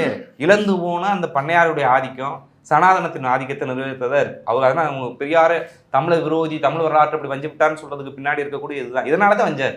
இன்னொன்று, சீமான் மாதிரியான நபர்கள் எந்த ஒரு இடத்துலையுமே இன்னைக்கு பண்ணையார்களாக இருக்கக்கூடிய நபர்கள் எதிர்த்து பேசுறதே கிடையாது. ஆமாம், குறைந்தபட்சம் அதிகாரத்தில் இருக்கக்கூடிய கட்சிகள் வந்து அப்படி பேசலைன்னா கூட அதுக்கு ஒரு காரணங்கள் புரிஞ்சுக்கலாம். அவங்க வந்து கட்சி அதிகாரத்தில் இருக்குப்பா, அவங்க அதை பேசுகிறாங்கப்பா, அப்படி அவங்களால பேச முடியாதுப்பான்னு புரிஞ்சுக்கலாம். நீ யாரு? நீ என்னல்ல ஒருத்தன்னு சொல்கிற, என்னைய மாதிரி அண்ணாடங்காட்சின்னு நீ என்னைய சொல்கிற, உன்னை நீ கிளைம் பண்ணிக்கிற, நானே வங்கம்பயங்கிற, நானே பிச்சை எடுக்கிறேங்கிற. பிச்சை எடுக்கிற ஒருத்தன், வெறுங்கையில் இருக்கிற ஒருத்தன் எவ்வளோ வேணாலும் பேசலாம். நீ பேசேன், மண்ணை சுரண்டி கொடுத்துக்கிட்டு இருக்கக்கூடிய ஒரு கும்பலை பற்றி பேசேன், அவர் காலில் போய் விழுந்து ஆசீர்வாதம் வாங்குற. கல்விங்கிற பேரில் சுரண்டி கொளுத்துக்கிட்டு இருக்கக்கூடிய பச்சைமுத்துங்கிற நபர் காலில் விழுந்து ஆசீர்வாதம் வாங்குற மாதிரி பச்சை தமிழர்னு அவர்கிட்ட போய் பேசுகிற. இப்படி வரலாற்று நெடுக நீ வந்து இந்த தமிழ் சமூகத்துக்கும் தமிழ் மண்ணுக்கும் துரோகம் செய்யக்கூடிய பண்ணையார்கள் பலருக்கும் ஒத்து ஒதுக்கிட்டு அவங்கள்ட்ட இருந்து பேமெண்ட்டை கறந்துக்கிட்டு இருக்கக்கூடிய வேலையை பார்த்துட்டு தமிழர் ஆட்சியை மீட்போம், தமிழ் தேசியம் படைப்போம்னா உன் தமிழ் தேசியத்தில் யார் இருப்பா?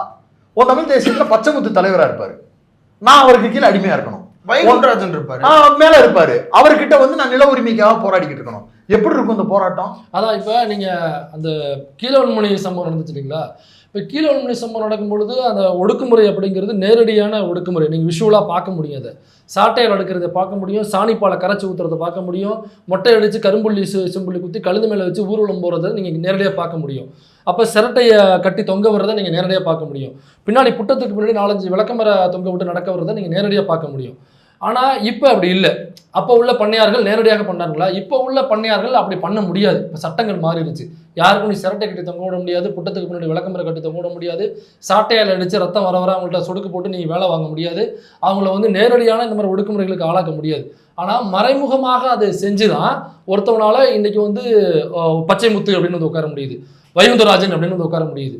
அன்னைக்கு ஒருவேளை சீமான் உயிரோடு இருந்திருந்தால் அன்னைக்கு கோபாலகிருஷ்ணன் நாயுடுவுக்கு ஒரு பாராட்டு விழா எடுத்திருப்பாரு, அல்லது அவருடைய விழாக்கள்ல போய் ஐயா எங்க அப்பா கோபாலகிருஷ்ணன் நாயுடு அவர்கள் அவரு ஐயா அப்பா வந்து சிகரெட் குடித்து விட்டு தூக்கி போட்ட குச்சி அது ராமையா குடிசையில் விழுந்து பத்தி கொண்டதெல்லாம் அவர் என்ன செய்வார்? அவரு அதாவது ஐயா இப்போ வந்து அவர் 1000 பேர் வேலை பார்க்குறாங்க ஐயாவுடைய. இப்போ அவர் ஐயா இல்லைனாக்கா 1000 பேர் எப்படி வேலை பார்ப்பாங்க? 1000 பேர் வீட்டில் தமிழர் வீட்டில் எப்படி இன்னைக்கு அடுப்பெரியும்? அதை நம்ம யோசிச்சு பார்க்கணும்ல. அப்போ கோபாலகிருஷ்ணனை பற்றி யோசிப்பா அப்படின்னு மேடை போட்டு பேசியிருப்பாப்புல. இதே மாதிரி அன்னைக்கு அவ்வளோ கொடுமைகள் செஞ்ச பல பண்ணையார்கள் இருக்காங்கல்ல, அந்த பண்ணையார்கள் ஒவ்வொருவருடைய வீட்லையும் போய் நெடுஞ்சான்கடையாக விழுந்து அவங்க கிட்ட கவர்களை வாங்கிட்டு வந்துருவாப்புல. அதே சீமான் தான் இன்னைக்கு அதே வேளையில மறைமுகமாக செய்து கொண்டிருக்கக்கூடிய இன்னைக்கு அன்னைக்கு கோபாலகிருஷ்ணனாக்க இன்னைக்கு பச்சைமுத்து, அன்னைக்கு வேற ஒரு பண்ணையாருனாக்கா இன்னைக்கு வைகுந்தராஜன், அன்னைக்கு வேற ஒரு பண்ணையாரு இன்னைக்கு வேற ஒரு பண்ணையாரு. அப்படியே அங்க காலில் அன்னைக்கு ஒரு லைவ்ல இல்லை, அதனால காலில் போய் விழுகல, இன்னைக்கு இருக்காரு இங்க போய் காலில் விழுகிறாரு. தட்ஸ் ஆல் இவரால எல்லா வேலையும். இன்னொரு அதிகார வர்க்கம்னு பேசும்போது போலீஸை வந்து தமிழ் சினிமால உண்மையான உருவத்தையும் குரூரத்தையும் காட்டியதுல பெரும் பங்கு வெற்றிமாறனுக்கு உண்டு. விசாரணைங்கிற படம் நான் மதுரையில் ஒரு தேட்டரில் படம் பார்த்தப்ப ஓப்பனிங் ஷோ பார்க்குறேன், சில தோழர்கள் நண்பர்களோடு போய் படம் பார்க்குறோம். அந்த படம் முடிச்சுட்டு அவ்வளவு ஒரு மயான அமைதி அந்த தேட்டரில் நிலவுச்சு. இந்த படத்தில் விடுதலை 2ல சூரியனுடைய கடைசி முடிவு இல்லாமல் சுடப்பட்டிருக்கக்கூடிய வாத்தியார் கேரக்டரோடு படம் முடிஞ்சிருந்தா அவ்வளோ பெரிய மயான அமைதியை நிலவி காட்டியிருக்கும். மாறா இந்த படம் வந்து சூரி முடிவு எடுத்ததால அப்ளாஸ் அப்படின்னு வருது. விசாரணையில் அப்படி ஒன்றும் இல்லை, அது ஒரு நெகட்டிவான கிளைமேக்ஸாக இருக்கும், ஹார்ட் ஹிட்டிங்காக இருக்கும். அதுக்கு பேர் என்ன? ஹார்ட் ஹிட்டிங்காக இருக்கும். அந்த படம் வந்து அவ்வளோ பெரிய பெயினை கொடுத்துச்சு. இதை வந்து சும்மா ஜஸ்ட் லைக் தட்னு சொல்லலை. போலீஸ் அப்படிங்கிற அந்த சிஸ்டம், அது செய்யக்கூடிய அந்த ப்ரூட்டலான அடக்குமுறை, இது நம்ம பேசணும்னு நினைக்கிறேன். இல்லை அதோட நீங்கள் சொன்னீங்கல்ல, அதுக்கப்புறம் சூரி கிளம்பி போகிறாரு. இதுக்கு முன்னாடி அசுரன்லையும் அந்த மாதிரி தான் ஒரு, அதாவது மக்கள் திரட்சி, மக்கள் எழுச்சி, மக்களை அரசியல்படுத்துவது அப்படிதானே தவிர ஒரு இண்டிவிஜுவல் மனுஷன் வந்து ஒரு சொல்யூஷன் கொடுக்க முடியாது. ஒரு சூப்பர்மேன் வரமாட்டாரு, ஒரு சக்திமான் வரமாட்டாரு, ஒரு ரஜினிகாந்த் வரமாட்டாரு, ஒரு சீமான் வரமாட்டாரு, ஒரு விஜய் வரமாட்டாரு நம்மளோட சொல்யூஷனுக்கு. அப்போ மக்கள் திரட்சி மக்களை வந்து அரசியல்படுத்துறது அப்படிங்கிற முடிவுக்கு வெற்றிமாறன் எப்போ நகர்ந்தார் அப்படிங்கிறது அவரே சொல்லியிருக்காரு. ஆனால் திரும்ப அவர்கள்ட்ட டிஸ்கஸ் பண்ணும்பொழுது தான் இது தனி மனித சொல்யூஷன் எப்பவுமே கிடைக்காது, அதை வந்து மக்களை அரசியல்படுத்தி மக்கள் எழுச்சியாக தான் இருக்கணும். ஒரு தனுஷ் வந்து 50 பேர் அடிக்கிறதால தீர்வு வந்துடல வராது அப்படிங்கிறது தான். அதுக்கப்புறம் தான் அதை கேரி பண்ணுறாரு, அதை வேற வேற வடிவங்களை கொடுக்குறாரு. எல்லா படத்துலையுமே ஒருத்தர் இறந்தவொடனே மக்கள் டபார்னு அந்த மலையிலேருந்து ஒரு ஒயிட் ஷாட் வச்சு மலைக்கு மேலே அப்படியே ஒரு தலையாக வந்து எல்லா தலையும் அப்படியே கருக்கருவாவில் வர்றது மாதிரி வைக்கல அவர். ஒரு படத்துக்கும் வேற வேற மாதிரியான. இப்போ இதுலேருந்து ஒருத்தவன் போகிறான் பாருங்க, ஒரு அரசியல்படுத்தப்பட்டு ஒரு போலீஸ், அந்த போலீஸ் வேலை விளாண்டுட்டு மக்கள்கிட்ட நான் அரசியல் பேச போறேன்ட்டு போகிறான். மக்கள்கிட்டேருந்து ஒருத்தன் வர்றான். அதே மாதிரி தான் அதுக்கப்புறம் அதோட முடிவை இது மக்கள்கிட்ட கொண்டு போய் சேர்க்கறதுனால காலா படத்தில் பார்த்தீங்கன்னாக்கா எல்லாரும் காலாவை மாறுவாங்க. இப்படி அதுக்கப்புறம் வந்து டிசிஷன்ஸ் மாறுது, அந்த எண்டு வந்து மாறுது. இது கிடையாது சொல்யூஷன் தான். அப்போ மக்கள் அரசியல்படுத்தணும், அரசியல். இதுக்கு நான் திரும்ப வந்து மேடையில் பேசுறாரு, நிறைய இடங்களில் பேசுறாரு, அதுக்கப்புறம் டிஸ்கஷனுக்கு போறாரு, அங்கே போகுது. இப்போ தமிழ் சினிமாவே என்னவா இருக்குனாக்கா, இப்போ சொல்யூஷன் வந்து சிங்கிள் மேன்ட்ட கொடுத்தோம்னாக்கா ஜோக்கர்னு அவனுக்கு க்ளவுல மாட்டி விட்டுறாங்க. நீ வந்து புடுங்க போற, நீ வந்து அப்படி அறுத்து குமிச்சிடும், நாங்கள் நம்பணும் அப்படின்னு. அப்போ அதில் அண்ணன் திருமாவனுடைய உழைப்பு, அவருடைய மறைமுகமாக எப்படி இருக்கு பாருங்க. படம் எடுக்க தெரிஞ்சு இப்படி எடுத்தா பரவாயில்ல, திரும்ப நானும் படத்துல காட்சிப்படுத்துறேன்ற பேர்ல பப்பூன்ஸ் பண்ணிக்கிட்டு இருக்கான். அதே மாதிரி சட்டையை போட்டு மீசையை முறுக்கிட்டு, டே அந்த பொண்ணுங்களை நம்ம கல்யாணம் பண்ண நாடக காதல்ரா, கறி சாப்பிடணும்டா, டே க்ளோன் படம் தான் என்னன்னு கத்துக்கோடா, அப்படி ஒரு படமா இது மாதிரி இருக்கு. போலீஸோட அப்படி ஒரு சேவியர் மென்டாலிட்டியில தான் இப்ப இவர் பனையூர் பண்ணையார் வேற வராரு. ஆமா, அது போலீஸ் அட்ராசிட்டி அப்படின்றது இப்ப நம்மளே பார்த்துருக்குறோம்.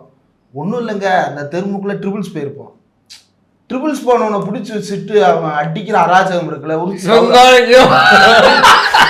இது ரொம்ப முக்கியமானது. நம்ம டேக் லெஃப்ட்ல பேட்டி கொடுத்துருக்காருல்ல தமிழ் இயக்குனர், தமிழ் இந்த விடுதலை படத்துல அமுதராக நடிச்சவர், டானாக்காரன் இயக்குனர். அவர் ஒரு பேட்டியில, நம்ம பேட்டியில தான் சொல்லியிருக்கிறாரு, அவர் போலீஸா இருக்கும்போது, அவர் போலீஸாவே தன்னை உணர்ந்து இருந்த போது 13 வருஷம் போலீஸ்ல இருந்திருக்கிறாரு. அந்த வீடியோவை போய் பாருங்க, டேக் லெஃப்ட்ல இருக்கு. அவரு தன்னை போலீஸா உணரும்போது 13 வருஷம் அவரு போலீஸா இருந்தப்ப டிராஃபிக்கை வைலேட் பண்ணி ஒரு பெரியவர் போனாருன்ன உடனே இயல்பா அவர் மனதில் இருந்து டேய் இவனே அவனே அப்படின்னு அந்த பெரியவரை கெட்ட வார்த்தையில திட்டி இருக்கிறாரு. அப்புறம் அதுக்கு பிறகு வருத்தம் தெரிவிச்சு மன்னிப்பு கேட்டிருக்கிறாரு. நீங்க சொல்லும் போது அந்த இல்ல அது அந்த சட்டை கொடுக்குற அதிகாரம். அவனும் ஊருக்குள்ள யாரோ ஒரு விவசாய கூலி தொழிலாளியுடைய மகன் தான், அவனும் ஊருக்குள்ள யாரோ ஒரு தலித் வீட்டுல இருந்து வந்த பையன் தான், யாரோ ஒரு ஓபிசி வீட்டுல இருந்து வந்த பையன் தான். ஆனா அந்த சட்டையை போட்டதுக்கு பிறகு அவன் காட்டுற அதிகாரம், அவன் பக்கத்து வீட்டுக்காரனா இருந்தாலும் அவனை போட்டு பாத்துறலாம் அப்படின்ற அந்த அதிகாரம் வந்து வரக்கூடிய திரைப்படங்களே கஞ்சி சட்டையை போட்டுக்கிட்டு மீசையை வச்சுக்கிட்டு. இன்னொன்னு இதுல நான் ரொம்ப போட்டு தள்ளு அவனை டாடா சுமோ எடுத்துக்கிட்டு 50 பேரை இறக்கி வந்து நான் காட்டுவேன்டா, நான் சிங்கண்டா தொர சிங்கண்டா அப்படின்னு வந்து நின்னுச்சு. ஆமா, போலீஸ்னா வந்து அப்படி இறுக்கமா 6 பேக் வச்சிருப்பாங்க, கையை விரிச்சா சட்டை கிழிஞ்சிருவீங்க, ஏன்னா பேக்கு எழுந்துரும். அந்த எழுச்சியெல்லாம் கட்டி அப்படி வந்து வருவாங்க. இப்படிதான் போலீஸ் இருக்கணும், இப்படி வந்து மக்களுக்காக வந்து நிக்கணும், ஃபைட் பண்ணணும், என்கவுண்டர் பண்ணணும் அப்படின்றது. இதெல்லாம் இந்த என்கவுண்டரால என்ன என்கவுண்டர்ன்றது என்ன அப்படின்றதுதான் இந்த படமும் காட்டி இருக்கிறது. என்கவுண்டர் யாருக்கு எதிராக நடக்கிறது, என்ன காரணத்துக்காக நடக்கிறது, அவர்கள் ஏன் காணாமல் அடிக்கப்படுகிறார்கள். இன்னொரு முக்கியமானது, இந்த படத்துல ஒவ்வொரு முறையும் போலீஸ் ஒரு என்கவுண்டரை போட்டு தள்ளினதுக்கு பிறகு அந்த பத்திரிகை செய்தியை காட்டுவாப்ல. இந்த நபர் இந்த வேலைக்காக தீவிரவாதிகளால் சுட்டுக் கொல்லப்பட்டான், இப்படி பண்ணிப்பட்டான், அதாவது இது மது குடித்து இறந்தான், போலியாக இது பண்ணான். நம்ம பார்க்கக்கூடிய செய்திகள்ல போலீஸ் ஒருத்தரை போட்டு தள்ளுதுன்னா எப்படி செய்தி வெளியிடுவாங்க அடுத்த நாள் காலையில, தினத்தந்தி, தினகரன், தினமலர் எல்லா சேனல்ஸ்லயும் செய்தி எப்படி வெளியே வரும்ன்றத வெளிப்படையா காட்டுறாங்க. உண்மையான நிகழ்வு இன்னும் லைவ் படம் ஓடிச்சு போன ஆட்சியில பாக்கலையா நீங்க? சாத்தன் குளத்துல அப்பா அம்மா மூச்சுத்திணறல், ஜெயராஜ் பென்னிக்ஸ் என்னப்ப மூச்சுத்திணறல் இறந்தாங்கன்னு எடப்பாடி கூசாம சொன்னாரா? இல்ல சட்டமன்றத்திலேயே சொன்னார்ல. ஆமா, அப்புறம் அந்த பத்திரிகையை வந்து கட்டுப்படுத்துற இடம் வந்து சொல்றதுல ஒரு உண்மை இருக்குல்ல, அடிச்சதுல மூச்சு திணறல் இல்ல, சாகிறதுக்கு முன்னாடி மூச்சு திணறல் சாவாங்க, அதுதான் மூச்சு தண்ணி செத்து போயிட்டு. எப்படி காந்தி வந்து வயிற்றுல செத்து போனாரோ அந்த மாதிரி மூச்சு தண்ணி செத்து போயிருக்கு. நெஞ்சிலான செத்தாங்க, நெஞ்செலும்பு வலி. நெஞ்சில சொல்லும் போது அவருக்கு வயிற்று வலிச்சிருக்க கூடாதா? நெஞ்சு வலிச்சிருச்சு, நெஞ்சு வலியால இறட்டா. ஆமா, அப்படிதான். இதுல அந்த நியூஸை ஃபேப்ரிகேட் பண்றது அப்படின்றதுல ஊடகங்களை எப்படி கட்டுப்படுத்துறாங்க அப்படின்றது. இன்னைக்கு பிஜேபி ஒன்றிய அரசு என்ன செஞ்சுக்கிட்டு இருக்கு? ஒன்றும் இல்லை. இப்போ நம்ம வந்து ஒரு போராட்டம் நடக்குது, அந்த போராட்டத்தை பற்றி அங்க இருக்கக்கூடிய குறிப்புகளை எந்த விதமான சென்சாரும் இல்லாம அப்படியே பதிவு பண்ண முடியுமானா பதிவு பண்ண முடியல. ஏன் அப்படின்னா அந்த வார்த்தைகளை வந்து யூடியூப் வந்து ரெஸ்ட்ரிக்ட் பண்ணுது. யூடியூப் ஏன் அந்த வார்த்தையை ரெஸ்ட்ரிக்ட் பண்ணுது? இந்தியன் கவர்மெண்ட் அவனுக்கு மெயில் அனுப்புது, இந்தந்த வார்த்தைகள்ல இந்தந்த நபர்களை பதிவு செய்யக்கூடாது. இப்போ பிரபாரன் பத்தி பேசுறோம் அப்படின்னா அவருடைய அமைப்பு, அவர் என்ன போராட்டம் பண்ணாரு, என்ன வழியில் போராட்டம் பண்ணாரு, யாருக்கு எதிராக பண்ணாரு, இதை எதுவுமே பேசக்கூடாது. பேசினா சென்சார் ஆயிடுது. இதை வந்து அந்த ராஜீவ் மேனன் என்ன பண்றாரு, நீங்க வந்து பெருமாளை வந்து வாத்தியார்னு எழுதுறீங்க, டிஏன்னு எழுதுறீங்க, கோஸ்ட்னு எழுதுறீங்க, அப்படி எழுதக்கூடாது, தீவிரவாதின்னு எழுதுங்க, அப்பதான் நான் அக்செப்ட் பண்ணுவேன் அப்படின்றத இன்னைக்கும் நம்ம வந்து அதனுடைய தாக்கத்தை உணர்ந்துட்டு தான் இருக்கிறோம். இந்த போலீஸை வந்து பின்னால் இருந்து இயக்குறது யாரு? இப்போ போலீஸ்னா நம்ம போலீஸோட நின்றுவோம் சில நேரங்கள்ல, போலீஸ் தான் பிரச்சனை. இந்த படம் எதை தெளிவா காட்டுதுன்னா, நீ வந்து போலீஸை முட்டிட்டு போலீஸ்டே நின்றாத, அதுக்கு பின்னாடி இன்னொரு அதிகார வர்க்கம் இருக்கு. அந்த அதிகார வர்க்கத்தினுடைய ஏவல் படை தான் இவன். அந்த அதிகார வர்க்கம் யாருக்காக வேலை செய்யுது, எதுக்காக வேலை செய்யுது, அது ஏன் அந்த சுரங்கத்தை கொண்டு வருவதற்கு அவ்வளவு தீவிரமா இருக்கு? சுரங்கம் கொண்டு வர்றது எதுக்குன்னு சொல்ற, மக்களுக்கு வேலை வாய்ப்பு கொடுக்கறதுக்கு. வேலை வாய்ப்பை கொடுக்க அங்கேயே விவசாயம் இருக்கே, அங்கேயே தோட்டம் இருக்கே, அங்கேயே பல்வேறு வளர்ச்சி திட்டங்களை பண்ணலாமே, ஏன் அந்த மக்களுடைய வாழ்விடத்தை அழிச்சிட்டு நீ அந்த சுரங்கத்தை கொண்டு வர்ற அப்படின்ற அந்த குறைந்தபட்சம் அந்த வாழ்விடத்துக்கான உத்தரவாதத்தை கொடுத்துட்டு ஏதாவது அதையும் கூட செய்யல, டிஸ்கஷன் ஆரம்பிச்சியா? எதுவுமே இல்ல. ஆமா, இதுதான் இது வந்து அதே போல அந்த இவரு அமைச்சர் கேரக்டருடைய ஒரு ஷேக் ஒண்ணு வரும் பாருங்க, அதுதான் ரொம்ப முக்கியம் அந்த படத்துல. அது முன்னாடி சொல்லிடுறது, அந்த நியூஸ் ஃபேப்ரிகேட் பண்றதுக்காக அந்த உள்ள இருந்து தலைமைச் செயலாளர் சொல்லுவார்ல, தீவிரவாதிகள் எழுது. இது யாருன்னா, இவர் ஐயர் மிகவும் நல்லவர்னு யார் எழுத சொல்றானோ அவனே தான் போராடுற மக்களை தீவிரவாதிகள் எழுதுன்னு சொல்றான். இப்போ நீங்க கண்டினியூயா இதுல இளவரசு கேரக்டர், அவர் வந்து பொதுப்பணித்துறை ஏதோ ஒரு அமைச்சர், அவர் வந்து ஒரு டயலாக் ஒன்ன மாதிரி ஒருத்தன் படிச்சு வர்றதுக்கு வருவாரு. அவர் வந்து பெருமாளை புடிச்சிட்டாங்கன்ற செய்தியோ அல்லது ஊருக்குள்ள செத்து போயிட்டாங்க, ஒரு லேடி செத்து போயிட்டாங்க, ஒரு சின்ன பையன் செத்து போயிட்டாரு, ஒரு ஆள் செத்து போயிட்டாரு, 3 பேர் செத்து போயிருக்காங்க. அந்த நியூஸை கேட்டுட்டு இவனு இருக்கிற இடத்தை நோக்கி ஒரு பரபரப்பா ஓடி மக்களால தேர்ந்தெடுக்கப்பட்ட ஒரு எம்எல்ஏ. ஏன்னா அந்த ஆள் எந்த எம்எல்ஏ வேணாலும் இருக்கலாம், நீங்க அந்த கேரக்டர் வந்து கட்சி சார்பற்று பார்க்கலாம், எந்த கட்சி எம்எல்ஏ இருந்தாலும் ஓடி வருவாங்க. ஏன் அவன் தான் நாளைக்கு போய் மக்களுக்கு பதில் சொல்ல வேண்டிய அந்த டயலாக்கும் அதுல இருக்கும். ஆமா, அதிகாரிகள் அப்படிங்கிறவங்க நாளைக்கு கீழே வரமாட்டேன், உனக்கு பேருக்கு ஒரு சஸ்பென்ஷன், உனக்கு அதிகாரி நீ என்கவுண்டர் பண்ணிட்டு வேற ஊருக்கு போய் உட்காந்துருவேன், நான் அந்த ஊருக்கு போய் ஓட்டு கேட்கணும், நான் அந்த மக்களுக்கு உள்ள வரும்போது அந்த கேரக்டர் இப்படி உட்கார்ந்து இருக்கும், அந்த கலெக்டர் கேரக்டர், சொல்லுங்க சார் பாத்துக்கலாம் சார், அந்த பக்கம் சீஃப் செக்ரட்டரி கேரக்டர், ஆமா சார் அப்படின்னு இப்படி எத்தனை விட்டா உட்கார்ந்துருக்கும் போது இதை எப்படி நான் கவுண்டர் பண்றது அப்படின்னு அவர் கோவப்பட்டுட்டு அப்படி நகரும் பொழுது இதையெல்லாம் எப்படி சரி பண்றதுன்றதுக்காக தான் நாங்க படிச்சுட்டு வந்திருக்கிறோம் அப்படின்னு அந்த கேரக்டர் ஒண்ணு பேசும். அப்ப வரும் அந்த இளவரசி கேரக்டருக்கு ஒரு கோபம், என்ன அப்ப படிக்காத எனக்கு ஒண்ணும் தெரியாதுன்னு சொல்ல தற்குறின்ற என்னைய அப்படி. உடனே சீஃப் செக்ரட்டரி, சார் நீங்க ஏன் தேவையில்லாம எமோஷனல் ஆகுறீங்க? அவன் வாழ்க்கையில் எதுக்குமே அவன் வந்து இந்த லெவலுக்கு மேல டெம்ப்ட் ஆகுற மாதிரியே காட்ட மாட்டான். அந்த கேரக்டர் இயல்பாக நான் யோசிச்சுட்டு இருந்தேன், கரெக்டா சொல்லிட்டேன். என்னன்னாக்கா அது வெற்றிமாறனோட படத்துல கதாபாத்திரங்கள் பாத்தீங்கன்னாக்கா ஆடுகளத்தை விட்டுருங்க, அது வேற. அதுக்கப்புறம் எடுத்த எல்லா படத்துலயுமே அந்த ஆடுகளம்னு சொல்லிட்டேன், ஃபர்ஸ்ட் படம் பொல்லாதனை விட்டுருங்க. அதுக்கப்புறம் வந்து எல்லா படத்துலயுமே பாத்தீங்கன்னாக்கா வில்லன் அப்படிங்கிற கேரக்டர்னாக்கா நம்ம பழைய படங்கள் சோக்கால்டு படங்கள், ஆமா ஒரு என்ன நம்பியாரு, ஆமா எல்லாமே சுந்தரம் அசோகன் பிரகாஷ் ராஜ வச்சு இப்ப கில்லி மாதிரியான படங்கள் எடுக்கலாம் சொல்லலாம் அப்படின்னு வரும் அந்த கேரக்டர். அப்படி இல்லாம அவனும் ஒரு மனுஷனா தானே இருப்பான். அப்ப அந்த மனுஷன் எப்படி ரியாக்ட் பண்ணுவான் இருக்குல்ல, அது மனநிலையா அவனுக்குள்ள ஏற்படுற மனநிலையால குரூரமான டைலாக்குங்கயா. ஒவ்வொரு டைலாக்கும் எந்திரிச்சு அவனை அப்படி குத்தணும்டா, அவனை யாரும் அவன் அப்படி ஒரு மனநிலையை மக்களுக்கு உருக்குது. இது அவங்க யாருக்காக போராடுறாங்க? ஒடுக்கப்பட்ட மக்களுக்கு. அவன்ல இருந்த ஒருத்தனை கூப்பிட்டு அவனை வச்சு என்னன்னு பாருங்க. இது எவ்வளவு குரூரமான டைலாக். கையை வச்சுக்கிட்டு சொல்றத பார்க்கும்போது ரியல் லைஃப்ல ஒரு IAS அதிகாரி இந்த பவர்ல இருக்கிற ஒருத்தர் இப்படிதான் பேசுவாப்ல. அவர் வாழ்க்கையில எதையுமே இப்படிதானே டீல் பண்ணிட்டு இருப்பாங்க. அதோட அந்த சீன்ல அந்த தலைமைச் செயலாளர் ரூம்ல நடக்குது இருக்குல்ல, அதுல என்னன்னாக்கா அப்புறம் இவர் சத்தம் போட்டு போயிடுவாரு அந்த அமைச்சர். அவர் வெளில போய் திரும்ப உள்ள வருவாரா, வெளில போனோடனே இந்த கலெக்டரும் என்ன சொல்லி புரிய வைங்க, நம்ம என்ன பண்றது, நடந்து போச்சு. இன்னொன்னு ஒரு டைலாக் வருவாங்க, ஒரு உள்ள வந்து ஒரு விஷயத்தை எக்ஸ்பிளைன் பண்ண வருவாங்க. சினிமானா அந்த விஷயத்தை எக்ஸ்பிளைன் பண்ணா தான் மக்களுக்கு புரியணும் அப்படிங்கிறதுக்காக வெயிட் பண்ணுவோம்ல. எக்ஸ்பிளைன் பண்ண ஓகே புரியுது. ஒரு பியூரோக்ராட்டு பவர் தலைமை செயலாளர் அவன் என்ன சொல்ல வர்றாங்கிறத புரிஞ்சுப்பான், அவனோட இயல்பு அது. அவன் டக்குன்னு எனக்கு புரிஞ்சிருச்சு, நீ உள்ள அது நேர்லயே பார்க்கலாம், நம்மளே பார்த்துருக்குறோம், புரிஞ்சிருச்சு விட்டுரு அப்படிமா. அவன் என்ன முடிவு எடுக்க போறான் அப்படிங்கிறத வந்து பாஸுக்கு சொல்ல வேண்டியதை நான் பார்த்துக்கிறேன் அப்படின்னு அவன் ஒரு முடிவை எடுத்துட்டு ஒவ்வொரு தடவையும் ஒரு ஃபோன் காலில் அவன் முதல்வர் எம்ஜிஆர்கிட்ட பேசுறதுக்கு அவனோட டைலாக் டெலிவரி எல்லாம் முதல்வர்கிட்ட பேசும்போது அப்படியே பார்த்தா உண்மையிலே இப்படிதான் இருக்கிறாங்க அவங்க அப்படிங்கிறது வந்து அப்பட்டமா தெரியுது. இவ்வளவு நாள் நம்மளுக்கு காட்டினதெல்லாம் வேற, கேஷுவலா சொல்றான். அதை நம்ம வந்து இப்படி டைரக்ஷன் எம்ஜிஆருங்கிற ஒரு நபர் நான் உண்மையிலே அப்படிதான் புரிஞ்சுக்கிட்டேன். அவருக்கு வந்து மக்கள் குறித்தான எந்த புரிதலும் அற்ற ஒரு ஒரு சினிமா பிம்பத்தால இவ்வளவு பெரிய பவர் எனக்கு கிடைச்சிருக்கு, இதை நான் காப்பாத்திக்கிறதுக்கு எனக்கு எந்த பிரச்சனையும் வராம பாத்துக்கிறதுக்கு எனக்கு ஒரு லாபி ஒர்க் பண்றாங்க. அந்த லாபி என்னெல்லாம் செய்யணுமோ அதுக்கு நான் எந்த விதத்திலையும் இடைஞ்சலா இருக்கக்கூடாதுங்கிறது தெரிஞ்சவரா இருக்கிறாரு. இதை யாரு நம்மளுக்கு காட்சியா காட்டுறான்னா இளவரசு காட்டுறாரு. அவ்வளவு கோமா பேசிட்டு எம்ஜிஆர்ட்ட போய் நான் சொல்றேன்னு அவர் கிளம்பி வர்றாரு. பக்கத்துல இருக்கிற அந்த டிரைவர் சொல்றான், வண்டி எடுக்க மாட்டான். ஆனா நீங்க இப்படி பேசிட்டு வந்துடுறீங்க, அவரு பேசிட்டாருன்னா தெரிஞ்சவரு பழக்கம் போய் தலைவர்கிட்ட சொல்றதுக்கு முன்னாடி இவரு அங்க தலைவருக்கு சொல்லிடுவாரு, நீங்க போய் என்ன பேச போறீங்க, மக்கள்கிட்ட இவ்வளவு நாள் நின்று ஓட்டு வாங்கி கொடுத்து இந்த தொகுதியில ஜெயிக்க வச்சிருக்கான் இந்த இளவரசு கேரக்டர் அப்படின்னு எம்ஜிஆர் நினைக்க மாட்டாரு. நம்மளுக்கு வந்து ஒரு மலையாளி நம்மளுக்கு எல்லாத்தையும் சொல்லி கொடுக்குறவன் ஒருத்தன், அவன் சொல்றதான் ஆட்சி முறையிலேயே. ஐயா அதுல அந்த கேரக்டர் ராஜீவ் மேனன் தானே பண்ணுவாங்க. அதுல நீங்க வெற்றிமாறனை வந்து மறைமுகமா அரசியல் சொல்லுவாருன்னு சொன்னோம்ல, யாரோட பீரியடு யாரோட பீரியட் கேட்டீங்கல்ல, எப்படி சூஸ் பண்ணிருக்காரு பாருங்க. புரிஞ்சுக்கன்னு பிடிச்சி போட்டா.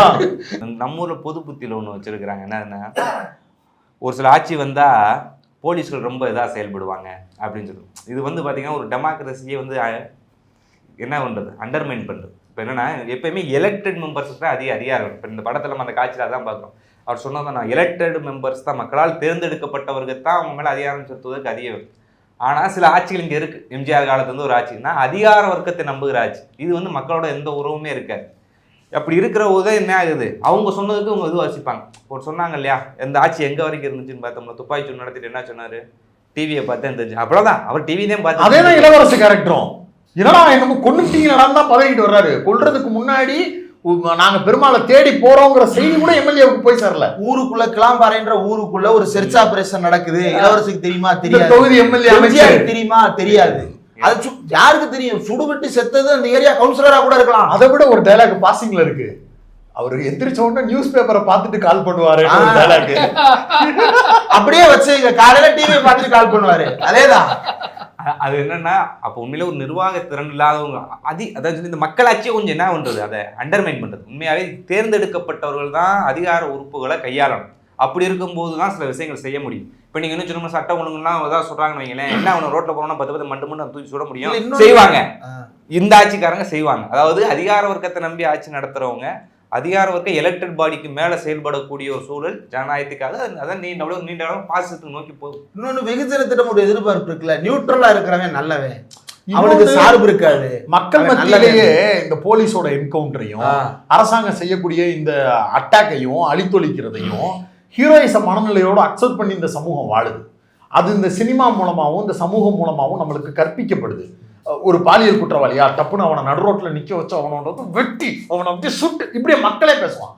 அவன் வந்து அடுத்த நாள் சாப்பாட்டுக்கே வழி இல்லாத நம்மள ஒருத்தனா இருப்பான். யதார்த்தமா பாருங்க. ஆனா இது ஒரு புரிய வைக்க முடியாத ஒரு பிரச்சனையா தான் நான் பாக்குறேன். இந்த பிரச்சனைய இந்த இதுலயே வேட்டையன் படத்திலேயே கூட ஞானவேல் அதை கரெக்டா காட்சிப்படுத்தி இருப்பாரு. அவரு என்கவுண்டரை விட்டுட்டு வேற ஒண்ணு நோக்கி நகரணும்னு நினைச்சிட்டு இருக்கும் பொழுது என்ன நடக்கும் அப்படின்னா, மக்கள் வந்து இவனை சுட்டுருங்க அப்ப அப்படின்னு சொல்லிட்டு கடைசியில மறுபடியும் போர்க்கூடிய மக்களுடைய மனநிலையை காட்சிப்படுத்திருப்பாரு. அதுதான் ரியாலிட்டியா இருக்கு. இப்ப இன்னைக்கு இவ்வளவு பேசுறோம், நாளைக்கே வந்து ஒரு ரேப் நடந்துருச்சு அப்படின்னா நாளைக்கு மறுபடியும் என்ன, போடு தூக்குல அறுத்து விடு, அவனுக்கு காயடிச்சிரு. இதுதான் இந்த மென்டாலிட்டி தான் ஹரி மாதிரியான நபர்கள் படம் எடுக்கிறதுக்கு, போலீஸை சூப்பர் மேனா காட்டுறதுக்காக படம் எடுக்கிறதுக்கு விதை போடுது. நம்ம பிரச்சனை நம்மள்ட்ட இருக்கு. நம்ம வந்து மனநிலையாவே போலீஸை ஹீரோக்களா காட்டுறது, அது வந்து பண்ணக்கூடிய அட்ராசிட்டிஸை வந்து ஹீரோயிசமா காட்டுறது. அவர் வந்து ஒரு இன்னொன்று இயல்பா ஒரு போலீஸ் ஃபைட் பண்ணும்போது ஃபைட் பண்றாருன்னா அமுக்கிக்கிட்டு யாரை பிடிக்கணுமோ அவனை மட்டும் பிடிக்கிறதுக்கு சண்டை போடணும். பக்கத்தில் இருக்கிற கடத்தருவில் இருக்கக்கூடிய ஜாமானை பூரா அடிச்சு நொறுக்கிறது. அதை வந்து ஸ்டண்ட் மாஸ்டரை வச்சு பிரம்மாண்டமா படம் எடுத்துட்டு அதெல்லாம் அட்ராசிட்டிங்க. நாளைக்கு நான் அங்கே வந்து பொட்டு கடை வச்சிருக்கேன், நான் என்னோட முதலீடே வெறும் 500 ரூபா தான், அதை தூக்கி போட்டு வில்லனை பிடிக்கிறதுக்கு நீ அடிச்சுட்டு போயிடுவேன். காலையில் ஸ்டேஷனில் வந்து உட்காந்துருக்கணுமா, ஐயா என் முதல் போச்சுங்கய்யா, என் பிள்ளைக்கு எனக்கு உண்மையிலே அது வாழ்வாதாரம், நான் என் பிள்ளைக்கு ஃபீஸ் கட்டுறதுக்கு கூட நான் அந்த முதல்ல காப்பாத்துறதுக்காக அந்த ரவுடி கைது செய்யப்படல இல்லைங்க, காட்சிப்படுத்துறதுக்கு ஏதாவது அந்த காட்சி மட்டும் நம்ம ரவுடியே ஒரு 500 ரூபா மாமூலம் வாங்கிட்டு கடையை விட்டு போயிருப்பாரு. ரவுடி வந்து அந்த கடையினுடைய முதலீடு 500 ரூபானா 50 ரூபா வாங்குவாரு. நீ 500 ரூபாய் முடிச்சுட்டு போயிட்ட. இவ்வளவு மோசமா இருக்கக்கூடிய ஒரு சினிமா துறையில வெற்றிமாறன் மாதிரியான நபர்கள் இப்படி ஒரு படைப்பு எடுக்கும்போது விமர்சனம் எப்படி வருதுன்னா, லெக்சர் போட்டாரு, நிறைய டயலாக்ஸ் இருக்கு, பேசுறான் அந்த பெருமாள் வாத்தியார் பேசிக்கிட்டே இருக்காப்பா அப்படின்னு விமர்சனம். அது பிசினஸா பார்க்கும்பொழுது தமிழ் சினிமாவோட பிசினஸ்ன்னு ஒன்று இருக்கும். அப்போ வெற்றிமாறன் ஒரு படம் எடுக்கிறாரு, அதுக்குள்ள கேஸ்டிங் இந்த கேஸ்ட் முகம்லாம் இருக்கு, நான் குரூ சொல்றேன், கேஸ்ட் குரூ இவ்வளோ இருக்கு, இந்த முகம் இருக்கு, வெற்றிமாறன் ஒரு பிஸ்னஸ் இருக்குது. அப்போ இதில் வந்து இவ்வளோ போட்டால் இவ்வளோ வருமானம் எடுக்க முடியும்னு ஒரு பிஸ்னஸ் இருக்கும். இப்போ தெலுங்குன்னு எடுத்துட்டிங்கனாக்கா தமிழை விட தெலுங்குக்கு வந்து கொஞ்சம் ப்ராடான ஒரு பிஸ்னஸ் இருக்குது. அதை விட ஹிந்திக்கு போனீங்கன்னா இன்னும் ப்ராடான பிஸ்னஸ், இங்கிலீஷுக்கு போனீங்கன்னா இன்னும் பெரிய மார்க்கெட் இருக்குது. இப்போ தமிழுக்குன்னு ஒரு பிஸ்னஸ் இருக்குல்ல, அதுக்குள்ளே தான் அதை பண்ண முடியும். இப்போ அதுக்குள்ளே இருந்துக்கிட்டு நம்ம ஹாலிவுட்டில் பார்க்குற மாதிரியான ஒரு ஃபுல் ஃபினிஷ்டான ஒரு படம் அப்படின்னாக்கா ஹாலிவுட்டில் கொடுக்குற இன்புட்டு மணி வந்து இங்கே போட முடியாது. அவ்வளோ மணியை போட்டிங்கன்னா அவ்வளோ அவுட்புட் கொடுக்கறதுக்கு வெற்றிமாறன் ரெடியான ஒரு பர்சன். ஆனால் அந்த காசு கொடுக்க தயாராக இருக்காங்களா? காசு கொடுக்கணும்னா அவன் எப்படி கொடுப்பான்? முதல்ல வெற்றிமாறன் நம்பி நீங்க வந்து 500 கோடி போடுங்கன்னு சொல்ல முடியுமா? எப்படி ரிட்டர்ன் வரும்? அந்த ரிட்டர்ன் வருமா? அவதார் மாதிரியான படங்கள் 6 வருஷம் எடுக்கிறாங்க. மார்வெல்ல ஒரு படத்துக்கு 7 வருஷம் 8 வருஷம் எடுத்துக்கிறாங்க. அதுக்குரிய காலத்தை கொடுக்குற அளவுக்கு நமக்கு மார்க்கெட் வழி கிடையாது. அப்ப இந்த படம்னாக்க இந்த படத்துக்கான காலம்னு அவர் ஒன்று வச்சிருப்பாரு. அதுக்குள்ள எவ்வளவு எடுக்க முடியுமோ, சென்சார்னு ஒரு பெரிய தலைவலி இருக்கு. அந்த சென்சாரை தாண்டி இங்க உள்ள மக்களுக்கான அரசியலையும் பேசணும், அதுவும் இந்த கவர்மெண்ட்டை வச்சுக்கிட்டு பேசணும். அதுக்குள்ள இவ்வளவு காசை போட்டு இவ்வளவு காசை வெளியில் எடுத்து கொடுத்தாலும் திரும்ப இதே மாதிரியான ஒரு சித்தாந்தம் பேசுற திரைப்படத்துக்கு அவன் காசு கொடுக்க என்னை தேடி வருவான். இவ்வளவு பிரச்சனைகளை மண்டைக்குள்ள வச்சுட்டு ஒரு மனுஷன் படம் எடுக்கணும். அது சக்சஸ்ஃபுல்லா எடுக்கிறாரு பாருங்க. வெற்றிமாறனுடைய அந்த டயலாக நான் எப்படி பாக்குறேன் அப்படின்னா, இப்ப ஒருத்தன் வந்து கிளாஸ்ல எப்பயுமே ஃபர்ஸ்ட் ரேங்க் ஒருத்தன் எடுத்துட்டு இருப்பான். அவன் என்ன பண்ணுவான்னா, போன உடனே பேப்பர்ல நீட்டா கோடு போடுவான், எல்லாத்தையும் எழுதி டிபேட்டுக்கு போகும்போது 10 பேனா எடுத்துட்டு போவான், இல்லங்க அது ஒரு இல்ல டேப் எடுத்துட்டு போவான், ஆபீஸ்க்கு வந்தா கூட 2 நோட் வச்சிருப்பான். நான் அதுக்கு தான் வரேன், நான் அதை கிளாரிஃபை பண்றேன். இல்ல இவனோட நீங்க ஒரு நாள் வெளியில போகணும், துண்டு மடிப்பு கொலையாக ஒரு துண்டு, ஒரு சட்டை, நம்மளே பாத்துக்கலாம், ஒரு கோல்டன் கலர் வாட்ச், ஐயா ஒரு பர்ஸ். எனக்கு தெரிஞ்ச ஒன்னே ஒண்ணுதான் மிஸ்ஸிங். 2 வீலர் சீட்ல வந்து தேங்காய் பூ துண்டு இல்ல, அது மட்டும் தான் மிஸ்ஸிங். எப்பவுமே எடுத்துட்டு வந்து நம்ம கிளம்புற ரூம்ல இப்படி வச்சுட்டு தான் குடிக்க உள்ள போவான். போயிட்டு வந்த உடனே, அதாவது கவர்மெண்ட் ஸ்கூல்ல வேலை பார்க்குற ஒரு வாத்தியாரு என்ன பண்ணுவாரோ அந்த வேலை அப்படியே இருக்கும். இல்லங்க நான் சொல்ல வர்றதை கேளுங்க. இப்ப ஃபர்ஸ்ட் பெஞ்ச் ஸ்டூடண்ட் நீட்டா கோடு போடுவான், கலர் எழுதும் போதே கலர்ல எழுதிடுவான். இந்திரகுமார் அப்படி பண்ணுவான். இல்லைங்க நான் வேறங்க சொல்றேங்க. அவன் வந்து கலர்ல எழுதிட்டு கலர்லயே தான் எழுதுவான். எழுதும் போதே அவனுக்கு பிளாக் கலர்ல எது எழுதணும், ப்ளூ கலர்ல எது எழுதணும், சப்ஹெட்டிங்ல எது கலர் பண்ணணும் அப்படின்றதெல்லாம் தெரிஞ்சு வந்து எழுதுவான். கேளுங்க அவரை. இல்ல நானும் PhD வரைக்கும் பண்ணிருக்கேன். இப்போ இத்தனை எல்லாம் நான் ஒண்ணு நினைக்க கூட நீங்க பண்ணலங்க, நம்ம எல்லாம் வேற கேட்டீங்க.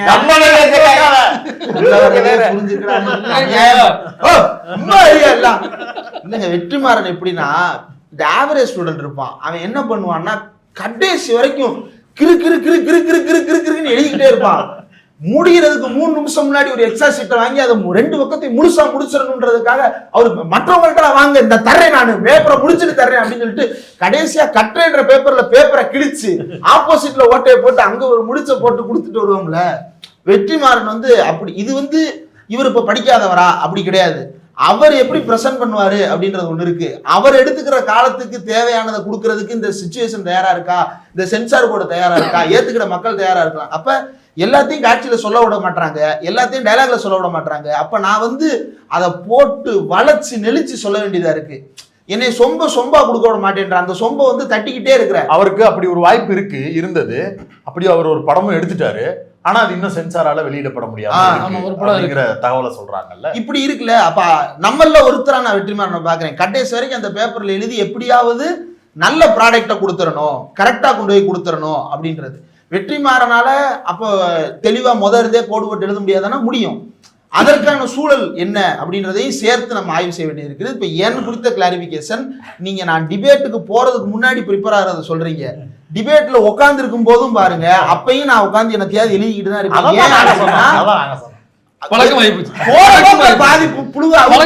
நான் வந்து தேட வேண்டியதா இருக்கு, எழுத வேண்டியதா இருக்கு, ஏதாவது பண்ணிக்கிட்டே இருக்க வேண்டியதா இருக்கு. கேமராமேன் கூட ஒரு திட்டினாரு, கேமராவை பாருங்க. இல்லைங்க கேமராவை பாக்குறது இருக்கட்டும், அவங்க போய் சொல்றாங்க, நான் அதுக்கு பாயிண்ட் எழுதணும். கேமரா பார்த்துக்கிட்டே பாயிண்ட் அப்படிலாம் ட்ரை பண்ணுங்க, வரல.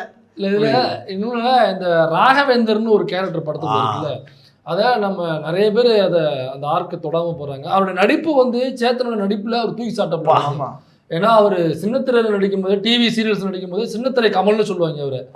அவரு சின்னத்திரை கமல் தான் சொல்லுவாங்க. வெட்டி ஒளியில எல்லாம் மிரட்டுவாப்ல, வெட்டி ஒளி, அப்புறம் இது விடாது கருப்பு, அதான் பெர்ஃபார்மன்ஸ் தூக்கி சாப்பிடுவாப்ல. ஒரு சீரியஸ் இது அதுல இந்த படத்துல அவருடைய நடிப்பு எல்லாரையும் பார்த்திருப்பாங்க. ஆனா நான் சொல்ல வர்றது, வெற்றிமாறன் எழுதுன அந்த கதாபாத்திரம் இருக்குல்ல, ராகவேந்திரங்கிற கதாபாத்திரம், அது அதோட ஆர்க் இருக்குல்ல, அதுக்கு வந்து சாதி எவ்வளவு பெரிய பிரிவிலேஜ் அதுக்கு கொடுத்துக்கிட்டே இருக்கும். அதுக்கு சாவே கிடையாது.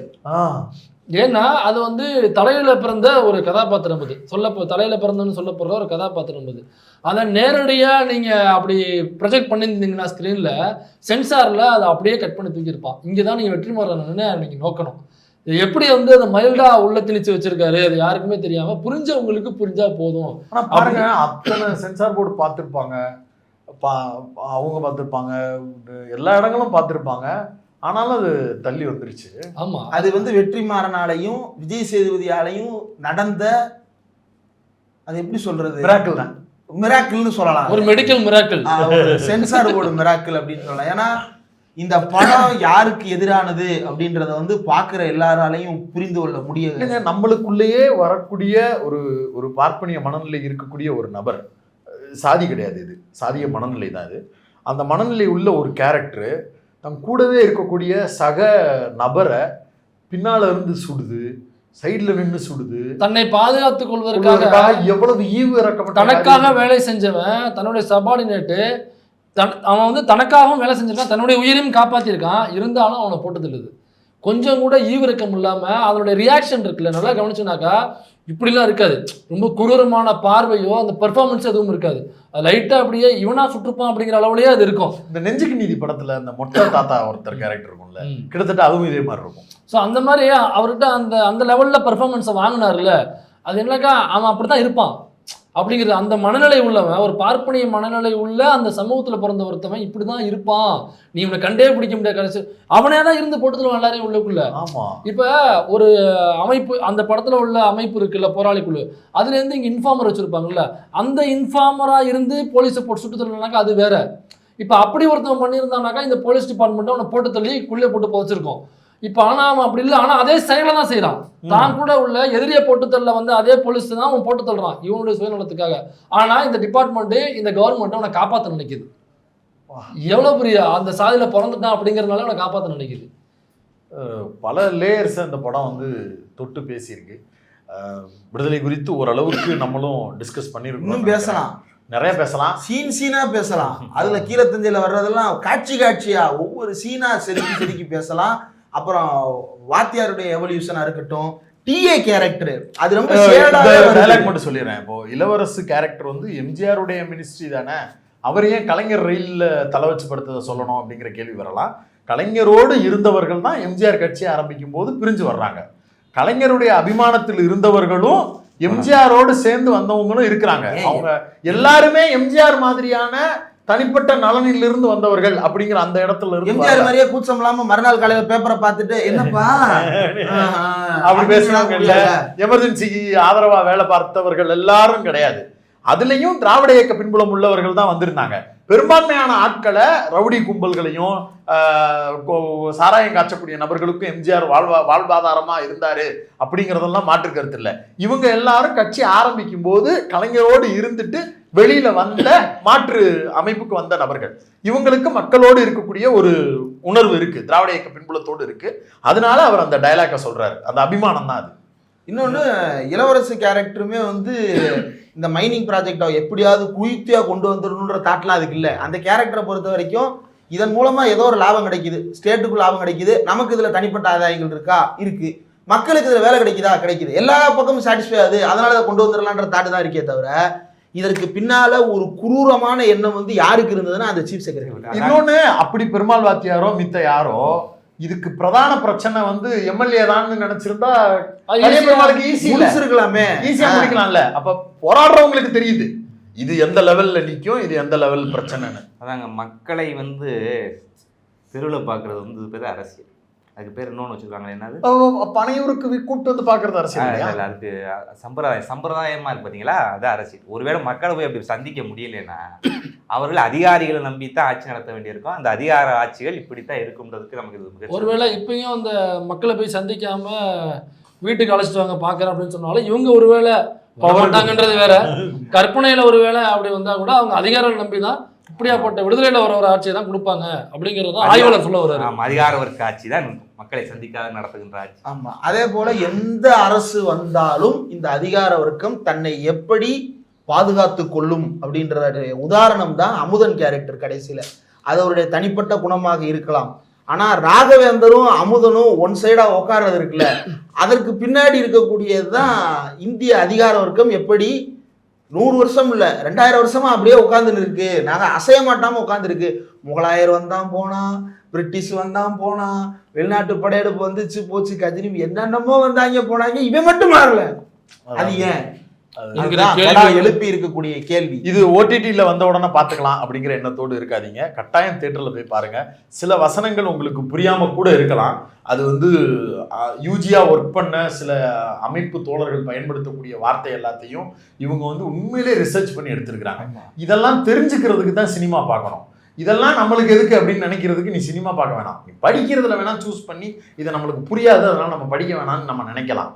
தியேட்டரில் படம் பார்க்குறது அப்படிங்கிறது வந்து வெளிநாட்டுக்காரன் இன்ட்ரெஸ்டில் கொடுத்துட்டான்னா அதை உடனே போய் பார்த்துட்டு பிளாக் ஹோல்னா என்ன தெரியுமா, அதெல்லாம் வாழ்க்கையில் எதுக்கு தேவைப்படும் போது அறிவியெல்லாம் நம்மளை தெரிஞ்சுக்கிறதுக்காக தேவைப்படும். அதே மாதிரி கொஞ்சம் வருஷத்துக்கு முன்னாடி நம்மளுக்காக, நம்ம வாழ்வாதாரத்துக்காக, நம்ம இன்னைக்கு 8 மணி நேரம் உழைக்கிறதுக்காக, நம்ம நாட்டில் நடக்கக்கூடிய நல்லது கெட்டதுகளுக்காக நம்மளுக்கு ஒரு குரூப் போராடி இருக்கிறாங்க. அவங்க என்னெல்லாம் பேசிட்டு இருந்திருப்பாங்க அப்படின்னு கொஞ்சம் அவங்களுக்குள்ள இருக்கக்கூடிய மொழி நடைகள் தூய்மையான தமிழில் கூட இருக்கலாம், புரியாத வாடைகள்ல கூட இருக்கலாம். ஆனாலும் போய் அதை மோந்து வாத்துறணும், அது என்னன்னு கேட்டுக்கிறணும். அந்த புரிதலும் பக்குவமும் நம்மளுக்கு வேணும், அது அவசியம்.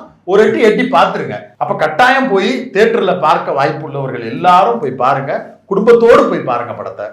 ஆமா, இதுல 18 வயசுக்கு மேல போகக்கூடாதுன்னு சென்சார் தடை பண்ணு. இப்ப வர்ற கேம் எல்லாம் இதை விட கொடூரமா வந்துட்டு. ஏங்க விஜய் நடிக்கிற படம் இப்போ வந்துச்சு கடைசியா, லியோ கொடூரமான கதைகள்லாம் இருந்துச்சு. லியோலாம் என்ன படம் பாக்குற மாதிரியா இருக்கு. அது ஜெயிலர்னு ஒரு படம், வெட்டுச்சு வன்மத்தை தனியா விக்ரம். அடுத்தது உட்கார்ந்து பேசணும், தனியா போட்டு வன்மத்தை கேட்கீங்க. அல்ல அத சொல்லி ஆகணும். அவ்வளவும் தேவை.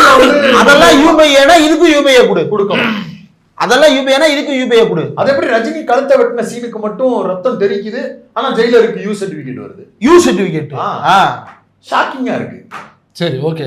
தியேட்டர்ல போய் வாய்ப்பு உள்ளவர்கள்னா பக்கத்துல இருக்கீங்கன்னா கண்டிப்பா போய் பாருங்க. எல்லாரும் போய் பாருங்க. தூரமா இருக்குன்னா தவறாம போய் பாத்துருங்க. எப்படியா தியேட்டர்ல போய் பாத்துருங்க. ஓடிடிக்கு வந்ததுக்கு பிறகு இன்னும் 2-3 தடவை பாருங்க, பிடிச்சதை எழுதுங்க. ஆமா, அதாவது பல பேர் புரியலன்னு சொல்றாங்க. புரியலன்றதுக்காக தான் பல வசனங்கள் விரிவா பேசப்பட்டிருக்கு. அதை புரியலன்னு நீங்க விலகி நிக்காம கொஞ்சம் காது கொடுத்து கேட்டீங்கன்னா, ரோட்டோரமா யாராவது சிவப்பு வச்சு போராட்டம் பண்ணிட்டு இருப்பாங்க, அங்க ஒரு 5 நிமிஷம் ஒதுங்கி நின்று ஒரு டீயை போட்டீங்கன்னா அங்க பேசுனதெல்லாம் புரிஞ்சிடும். வாய்ப்புக்கு நன்றி, உங்கள் வருகைக்கும் நன்றி. நன்றிங்க.